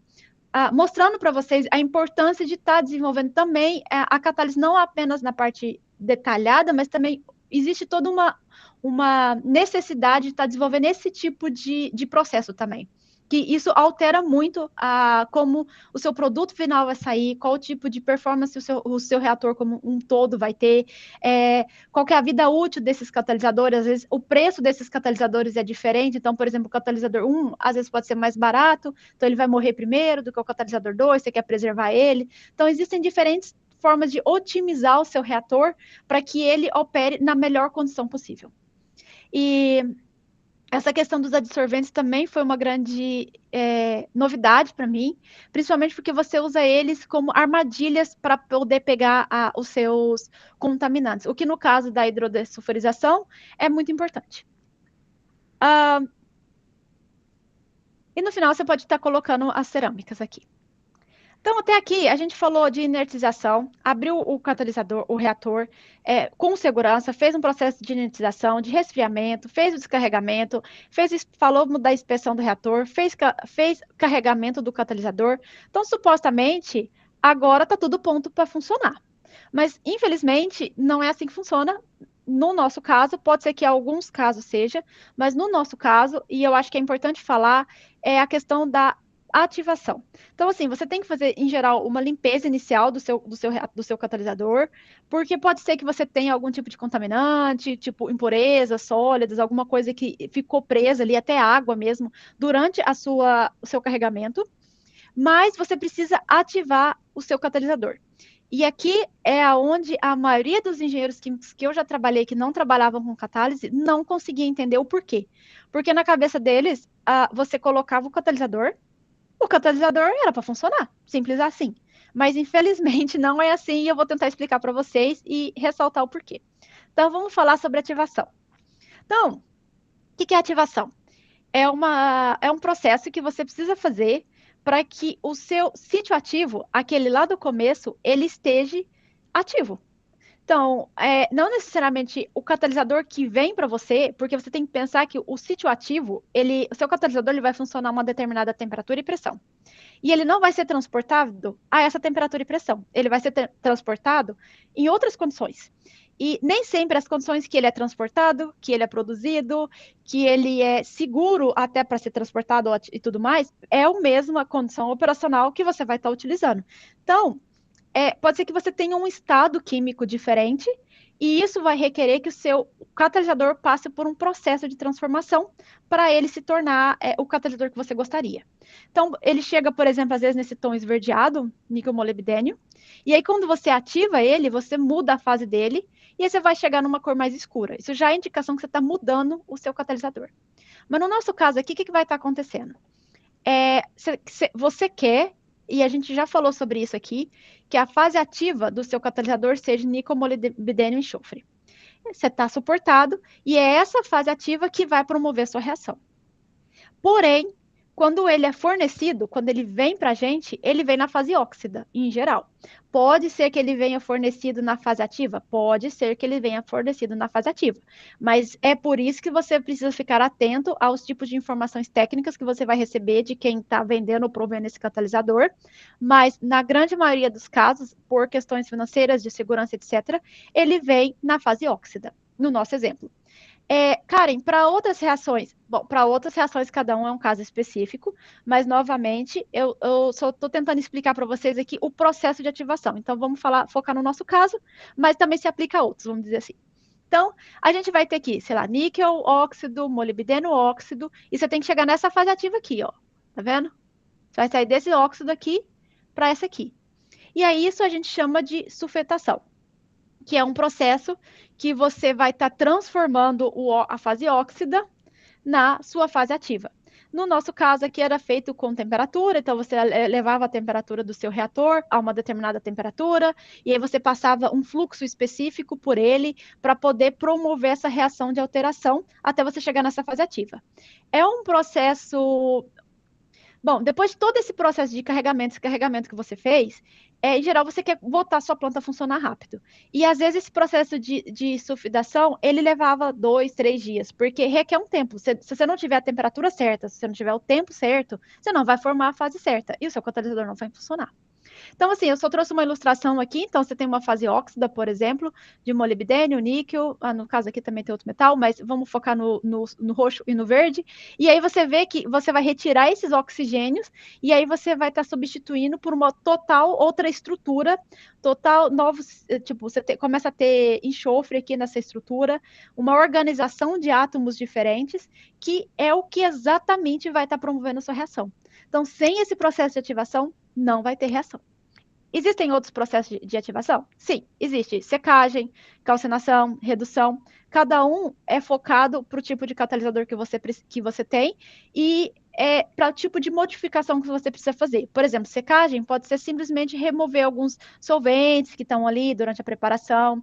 Calcinação, você pode decompor algum metal na fase que você quer. Então, assim, é um processo específico para cada catalisador, mas de extrema importância. E aí, depois que você faz essa ativação, a gente vai fazer para uma introdução de carga gradual. Normalmente você não começa com a carga que você já quer, você vai ter uma diferença de pressão, porque é a primeira vez que o seu catalisador está funcionando. Você monitora alguns parâmetros para ter certeza que está tudo entrando nos eixos. Você verifica a distribuição de temperatura nos seus eixos, como que está o consumo de hidrogênio, alguns outros parâmetros que vão estar te dando indicações de como que a sua reação está performando. Mas a principal mensagem aqui é que a gente faz uma introdução gradual da carga, para que não tenha a sua reação comece de maneira gradual até você atingir a sua estabilidade. E aí, supostamente seu processo está rodando, está tudo funcionando, e você vai fazer o descarte. O descarte, ele normalmente, no caso de hidrodesulfurização, você vai colocar o seu catalisador nos cilindros, nos barris, e mandar ele para uma outra empresa que faz esse tipo de regeneração. Você também pode estar fazendo essa regeneração em sítio, do seu próprio catalisador. Existem algumas alternativas, por exemplo, você pode fazer uma reativação dos metais, você pode fazer uma ressulfidação, você pode fazer uma oxidação, mas no nosso caso, ele vai para reciclagem de catalisador, e aí eles podem estar retirando esse metal e sendo reutilizado para a produção de novos catalisadores, eles podem vender esses metais para a produção de commodities de outras indústrias, você pode estar fazendo algum tipo de sustentabilidade, mas depende muito. Mas, em geral, no nosso caso, o catalisador ele é mandado para outra empresa que vai fazer essa regeneração. Eu trouxe algumas curiosidades aqui, só para fechar o minicurso antes da gente ir para as perguntas. No caso de hidrogenação, a gente pode usar diferentes tipos de catalisadores, só para vocês saberem que cada catalisador é uma combinação única com o processo. Então, no nosso caso, a gente falou de níquel, molibdênio e alumínio. Foi o que eu selecionei, mas você pode estar falando de níquel, paládio, cobalto, molibdênio. Ele tem sempre uma função específica e uma aplicação específica. No caso de reforma, o catalisador original das patentes é a platina, que é um metal nobre. Mas você também pode ter níquel, você pode ter outros tipos de catalisadores fazendo a mesma reação. E craqueamento você tem as zeólitas, que normalmente elas podem ser com metais ou não metais, depende muito do seu processo em específico. E só para vocês saberem, aqui eu trouxe os preços, mas eu não estou vendendo catalisador, gente, então eu não tenho certeza que esses preços são reais. Se você com 50 euros você consegue comprar 1 quilo de níquel molibdênio hoje. A minha intenção aqui é só para vocês verem diferenças de preços na faixa. Por exemplo, o níquel molibdênio, ele pode ser 3 vezes mais barato do que um rutênio. Depende, não é rutênio esse aqui não, é outro metal, mas um metal nobre. Então, assim, depende muito, o tipo de catalisador do metal, ele vai interferir muito no preço. Então, por exemplo, catalisadores de platina, eu já trabalhei em empresas que eles alugavam o catalisador, porque o catalisador é tão caro que não compensava comprar. Então, você alugava ele e depois de usar ele, você mandava para a empresa, eles recuperavam o catalisador e punham em uso de novo, de tão caro que ele era. Zeólitas elas são um pouco mais baratas e por isso que elas são usadas na FCC, porque você demanda muito catalisador. Então, assim, também tem esse aspecto no catalisador, não é só a questão de metal, mas também a questão de preço. Algumas empresas aqui que vendem catalisador, no Brasil a gente tem a Clariant, que está lá, tem a BASF, que também acho que é conhecida, tem empresas americanas, por exemplo, a Grace, que vende catalisadores também, Axens na França, a Evonik também, a alemã. Então, algumas empresas que vendem e que são produtoras e que são conhecidas por isso. E aqui eu finalizo, né, sumarizando que a gente falou da inertização, falou do descarregamento, falou da inspeção, falou do carregamento, falou da ativação, espero que todo mundo tenha entendido e falou um pouquinho de descarte. E aí, com isso, eu agradeço a todos pela atenção, espero que tenha contribuído com vocês e abro para perguntas, né? A gente tem alguns minutos, um tempo aí bom para pergunta. Tentei não gastar todo o meu tempo dessa vez. Não tem problema também, gente, adorando aqui conhecer um pouco mais, né, sobre a parte prática, né, de unload e load do reator, tá? A gente tem aqui uma pergunta, por enquanto, aqui no chat, né, os demais podem ir fazendo ou levantar a mão que a gente vai respondendo também, né? E o Arnaldo pergunta aqui se durante o startup, o que é feito com os produtos que ainda não alcançaram as especificações dos processos seguintes? Eles são reciclados no processo? Sim, eles podem ser reciclados, depende de o quão ruim que eles estão, na verdade, mas em geral eles são reciclados ou eles são descartados.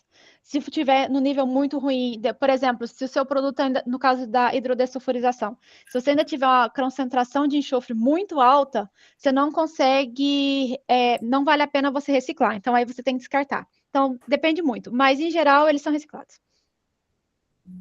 Legal. E a gente tem aqui, né, um tempinho ainda para mais perguntas, né? Vou esperar aqui para ver se o pessoal vai levantar a mão. Isso. A professora Janaína deseja fazer uma pergunta. Eu já vou liberar, professora. Um segundo.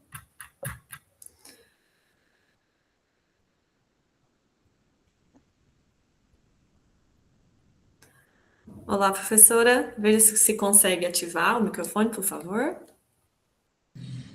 Oi, Laura. Vocês me escutam? Sim, professora. Tudo bem?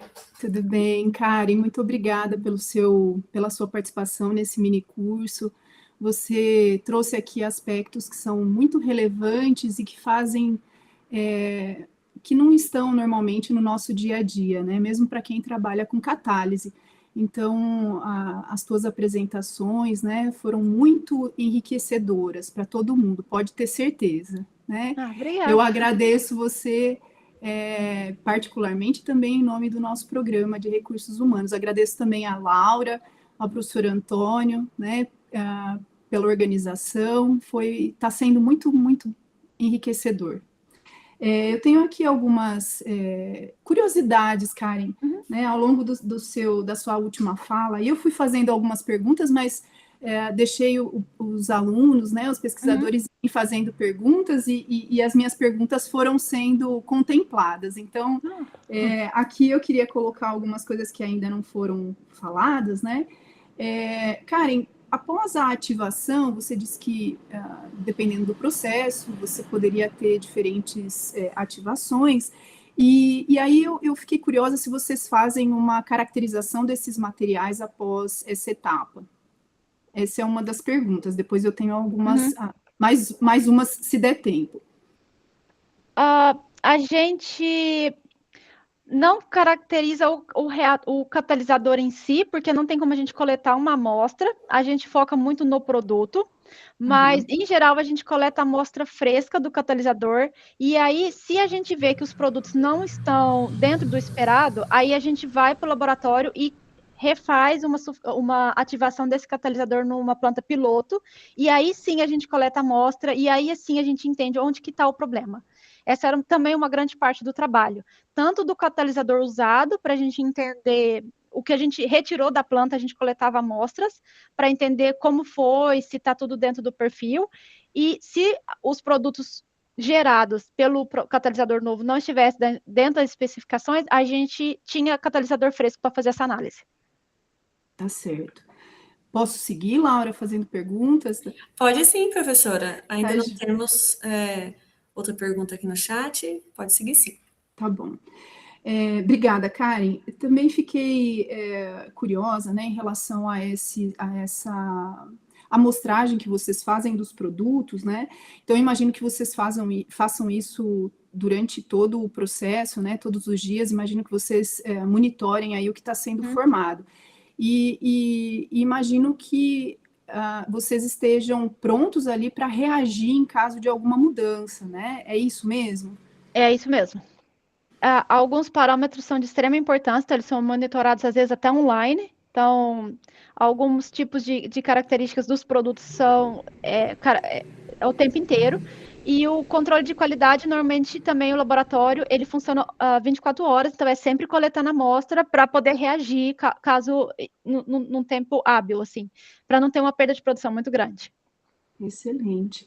E aí, por fim, Karen, você mencionou que vocês fazem essa troca, né, de catalisadores de tempos em tempos, são tempos relativamente grandes, né, para esse processo que você colocou aqui, cerca de 5 anos, e você também mencionou que o planejamento para essa troca, ele começa muito antes, né, então eu imagino que vocês tenham ali um cenário que indica que está na hora de trocar, né, que está na hora de trocar esses catalisadores algum tempo antes, e é isso que eu queria saber, porque aí vocês têm que comprar o catalisador também com muita antecedência, quer dizer, Sim. Não é no momento em que chega na conversão, né, na conversão em que ele não vai mais trabalhar, que vocês vão então se mobilizar. Isso é feito muito antes, com muita antecedência, vocês então compram os lotes de novos catalisadores, esses catalisadores chegam à refinaria, vocês fazem todos esses testes, né, e se está compatível com aquilo que vocês compraram, vocês aguardam o momento de trocar. E aí eu fiquei curiosa, né, em relação a esse tempo. Quanto tempo antes, Karen, mais ou menos, vocês compram esses lotes? Quer dizer, o processo indica que está na hora de comprar e vocês disparam todas essas ações que devem ser realizadas para que vocês estejam prontos no momento da troca. Em geral, as compras são feitas anos antes, porque também quem vai produzir o catalisador precisa saber o que eles precisam comprar como matéria-prima para poder produzir, então é uma reação em cadeia. Então, realmente são não dias, anos. Assim, os contratos são 5 anos. A gente já sabe que daqui 3 anos vai vir esse tanto de catalisador para a gente. Então, se você quer implementar um catalisador novo, nós estamos falando de vamos falar 5 anos, 10 anos, não é, toda essa logística, ela requer muito tempo. E o catalisador, ele normalmente é trocado, você tem um espectro que você sabe, eu espero que ele vai durar 5 anos. Então, essa é a expectativa, é o que a gente sabe, que tudo mais, é o que a gente, é a promessa que a gente comprou esse catalisador, essa é a característica dele, mas pode ser que ele dure mais, pode ser que ele dure menos, depende muito de quanto que a sua fábrica vai estar produzindo, de qual que é a sua capacidade. Às vezes você não está rodando na sua capacidade máxima, que você não está vendendo. Então, às vezes, pode acontecer do seu catalisador, da vida útil dele, não ter chegado ao fim, mas você está tudo programado, você não tem como falar não. Então, você troca mesmo assim. Ou pode ser que ele chegou ao fim um pouco antes, mas você tem que dar um jeito de rodar ele, sabe? Então, assim, às vezes a gente pensa que é sempre só relacionado ao catalisador, mas também tem muito de toda essa infraestrutura ao redor, sabe? Todos esses outros parâmetros. Tá certo, é bem complexo, né? É bem complexo. Karen, muito obrigada mais uma vez. Eu volto a palavra à Laura. Tchau. Tchau, obrigada a você, professora, pelas perguntas. Obrigada, professora Janaína, a Karen pelas respostas também. E a gente tem aqui mais uma questão, deixa eu permitir a entrada da professora Patrícia. Professora, veja se consegue habilitar o microfone, por favor. Oi, bom dia. Bom dia. Bom dia. Bom dia, Karen. Obrigada novamente, né? Na primeira parte do curso, né? Eu já tinha feito uma pergunta para você em relação ao processo FCC, né? Uhum. Realmente as suas apresentações estão agregando muito, como a professora Janaína falou, a gente tem aquele conhecimento ali teórico, né? A realidade ainda é um pouco distante do que acontece, né, na indústria. Então, você realmente está fazendo, né, um papel muito importante aqui nesse mini curso, né, trazendo todas as suas experiências. Eu tenho também uma curiosidade, né, você falou muito dessa parte de desativação do catalisador, né, nesse processo de retirada de enxofre, que é em leito fixo, né, o tempo da vida útil, como é feito, né, toda essa etapa de descarregamento, enfim. Mas no leito fluidizado, como é o caso do processo FCC, que a configuração do catalisador é em leito fluidizado, que permite essa regeneração constante, né? Não daria para operar em leito fixo, porque o catalisador desativa em segundos, né? E eles têm que suportar uma temperatura muito alta. Eu queria que você comentasse sobre isso no regenerador, como que essa estrutura do catalisador permite, né? E se de tempos em tempos tem que ir adicionando uma carga fresca, né? Porque nesse tipo de configuração, né? Porque o catalisador realmente, né, desativa rapidamente, ele é constantemente regenerado, recirculado. E aí, como é que é feita? É necessário de quanto em quanto tempo, se isso é feito, de uma carga fresca, se retira, mesmo o catalisador que for regenerado, vai sendo retirado? É uma curiosidade que eu tenho. No FCC, você tem, como você falou, você tem essa regeneração, né? Deixa eu lembrar, peraí. A primeira questão é a temperatura. Sim, então você tem a característica do seu catalisador já é diferente, você tem um suporte diferente, você tem uma estrutura diferente do que você tem na hidrogenação. E aí, a parte mecânica dele também é diferente, porque você tem ele normalmente no pó para ele circular. E aí, quando você faz essa regeneração, normalmente ela acontece a altas temperaturas, você está eliminando o coque, né?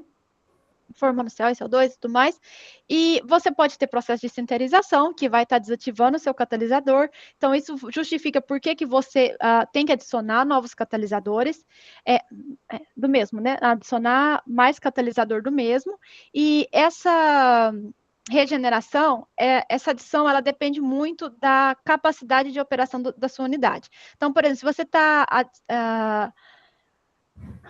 Em geral, ela acontece todo dia, um pouco, depende muito do seu fluxo, sabe? Porque você tem uma relação entre catalisador e óleo, que você vai determinar qual que é a sua produtividade do seu reator, e aí a desativação, ela acontece naturalmente, tanto por sinterização a alta temperatura, como às vezes você não conseguiu queimar todo o coque, ou você teve perda dele durante a regeneração, porque também pode acontecer de não todo o catalisador voltar, e aí você adiciona. Mas isso depende muito da forma como você está operando a sua unidade, sabe? E cada catalisador é muito específico a cada processo. O que você falou, você pode estar usando também leito fixo, mas aí o catalisador desativa muito rápido, então o custo de operação desse tipo de unidade é muito, muito maior, e também a sua capacidade, a sua seletividade é menor. Então, assim, é por isso que o FCC surgiu. Eu respondi todas as perguntas ou ficou alguma coisa? Tudo bem, Karen. Sim, para mim, então a gente tem que ir adicionando mesmo assim uma carga fresca, né? É feito mais ou menos quanto tempo? Isso vai depender muito da sua operação. Se você tiver do tamanho da sua unidade. Eu sei que as cargas são altas, a demanda por catalisador fresco é alta. Eles coletam muita amostra também de catalisador usado, tanto tem uma avaliação constante do catalisador para ver se ele está recuperando, se ele está regenerando, se está tudo funcionando. Então, assim, a quantidade de dados em relação ao catalisador coletado no FCC é muito maior do que, por exemplo, de uma amostra de um leito fixo. Porque você tem acesso a esse catalisador mais constante. Mas a quantidade de vezes depende muito. Mas, assim, não é uma coisa que acontece anualmente. Ela pode acontecer diariamente, pode acontecer semanalmente. Depende muito da performance do seu reator. Mas, sim, é uma demanda, assim, eu diria, comum. Não é algo que acontece, sei lá, de 5 em 5 anos. Sim. Tá bom. Obrigada, Karen. Obrigada. Obrigada a você.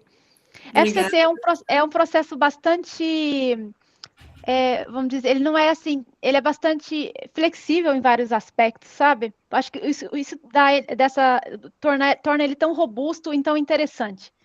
Mas, sim, e depende muito dos catalisadores que você usa também. Tem bastante tecnologia nessa área, tem muito catalisador bom, catalisador mais caro, melhor. Então, assim, são várias variáveis ali. Tá bom, obrigada. Obrigada, professora Patrícia, pela sua pergunta, né? Agora, Karen, eu tenho uma curiosidade em relação aos catalisadores que você mostrou, do descarregamento, né? Da parte da logística para descarte desse resíduo, né? Ou se vocês têm alguma política com a empresa que vocês compram o catalisador de retornar esse material para ele tentar ser regenerado no fabricante. Como que funciona na prática essa questão, né? Depois que vocês descarregam esse catalisador, né, do reator, o que geralmente é feito, né, com esse material? Depende muito.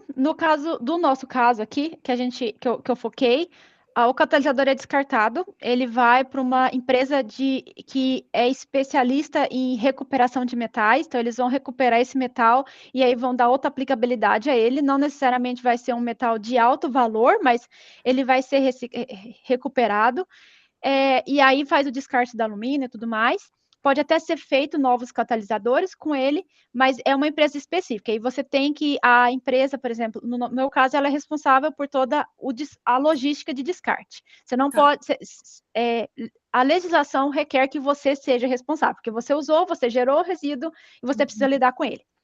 Em outros tipos de catalisadores de metais nobres, eles podem ser alugados.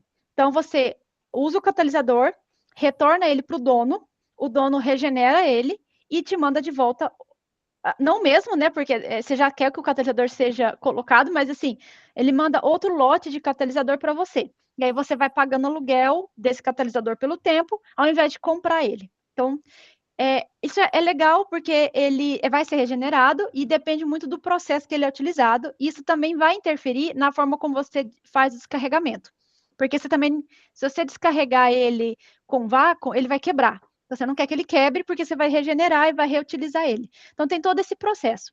E pode ser também outra alternativa, que o seu catalisador esteja ok ainda, mas você precisa fazer algum tipo de manutenção na sua planta, e aí você precisa retirar o seu catalisador. Normalmente o que as pessoas fazem é retirar o catalisador, fazer um peneiramento na própria empresa e recolocar o catalisador de novo. E aí você precisa fazer uma reativação. Mas isso, em geral, acontece quando você precisa dar manutenção no seu reator. Então, assim, existem essas 3 alternativas, eu diria. Não, deu para entender bem. Né, principalmente nessa questão de aluguel, né, acontece mais com os metais nobres, assim, de alto valor. Né? Você não teve nenhuma experiência com outros tipos de fase ativa que também ocorra esse empréstimo, né, esse aluguel do material. Não, só com fase nobre, que eu já vi. Pode ser que aconteça com outros, mas em geral eu já vi com fase nobre. Não, legal. Se não tiver mais nenhuma pergunta, dúvida agora, né? Você sinta à vontade para enviar também. A Karen deixou o e-mail, vocês têm o e-mail também do PRH 39, tá? Podem ficar à vontade se quiserem mandar dúvidas posteriores, né? Esse é o nosso 2º dia, a gente já tem um 3º dia de minicurso que vai ocorrer no dia 11 de junho, né? Estão todos convidados para estar presente, né, ao vivo, e também depois a gente vai disponibilizar essas gravações. Né? Agradecer mais uma vez a Karen, né, pela disponibilidade, excelente apresentação, foi muito enriquecedor para, né, pelo menos na minha experiência de trabalhar com materiais na escala de bancada, né, poder ver toda a estratégia e processo que ocorre durante essa troca de material foi bem interessante. Legal.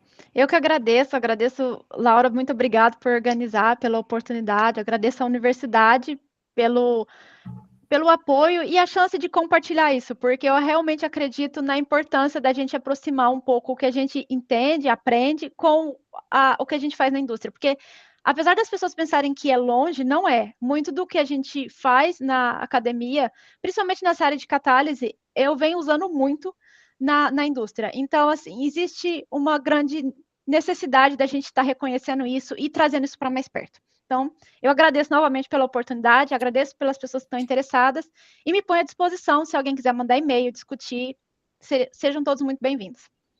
Muito obrigada. Né? Aqui a gente tem muitos catalíticos, né, aqui assistindo ao vivo, e também pessoas que não trabalham exatamente com catálise, mas que, né, têm esse interesse mútuo de conhecer um pouco mais do processo. Tá? Legal. Muito obrigada, Karen. Catálise é muito legal, hein, gente? A gente tá suspeita, né, Karen, para falar. Né? Mas, com certeza, quem tiver mais interesse em conhecer um pouco da área acadêmica, né, em catálise, aqui no nosso departamento a gente tem, né, um laboratório bem amplo e grande infraestrutura, né? Serão todos bem-vindos para conhecer aqui, né? E a Karen fica à disposição, né, para vocês também, para resolver ou alguma dúvida sobre qualquer questão que vocês tenham. Então, eu vou encerrar essa gravação, Karen. Muito obrigada, gente. E vou encerrar também a nossa chamada. Obrigada, hein?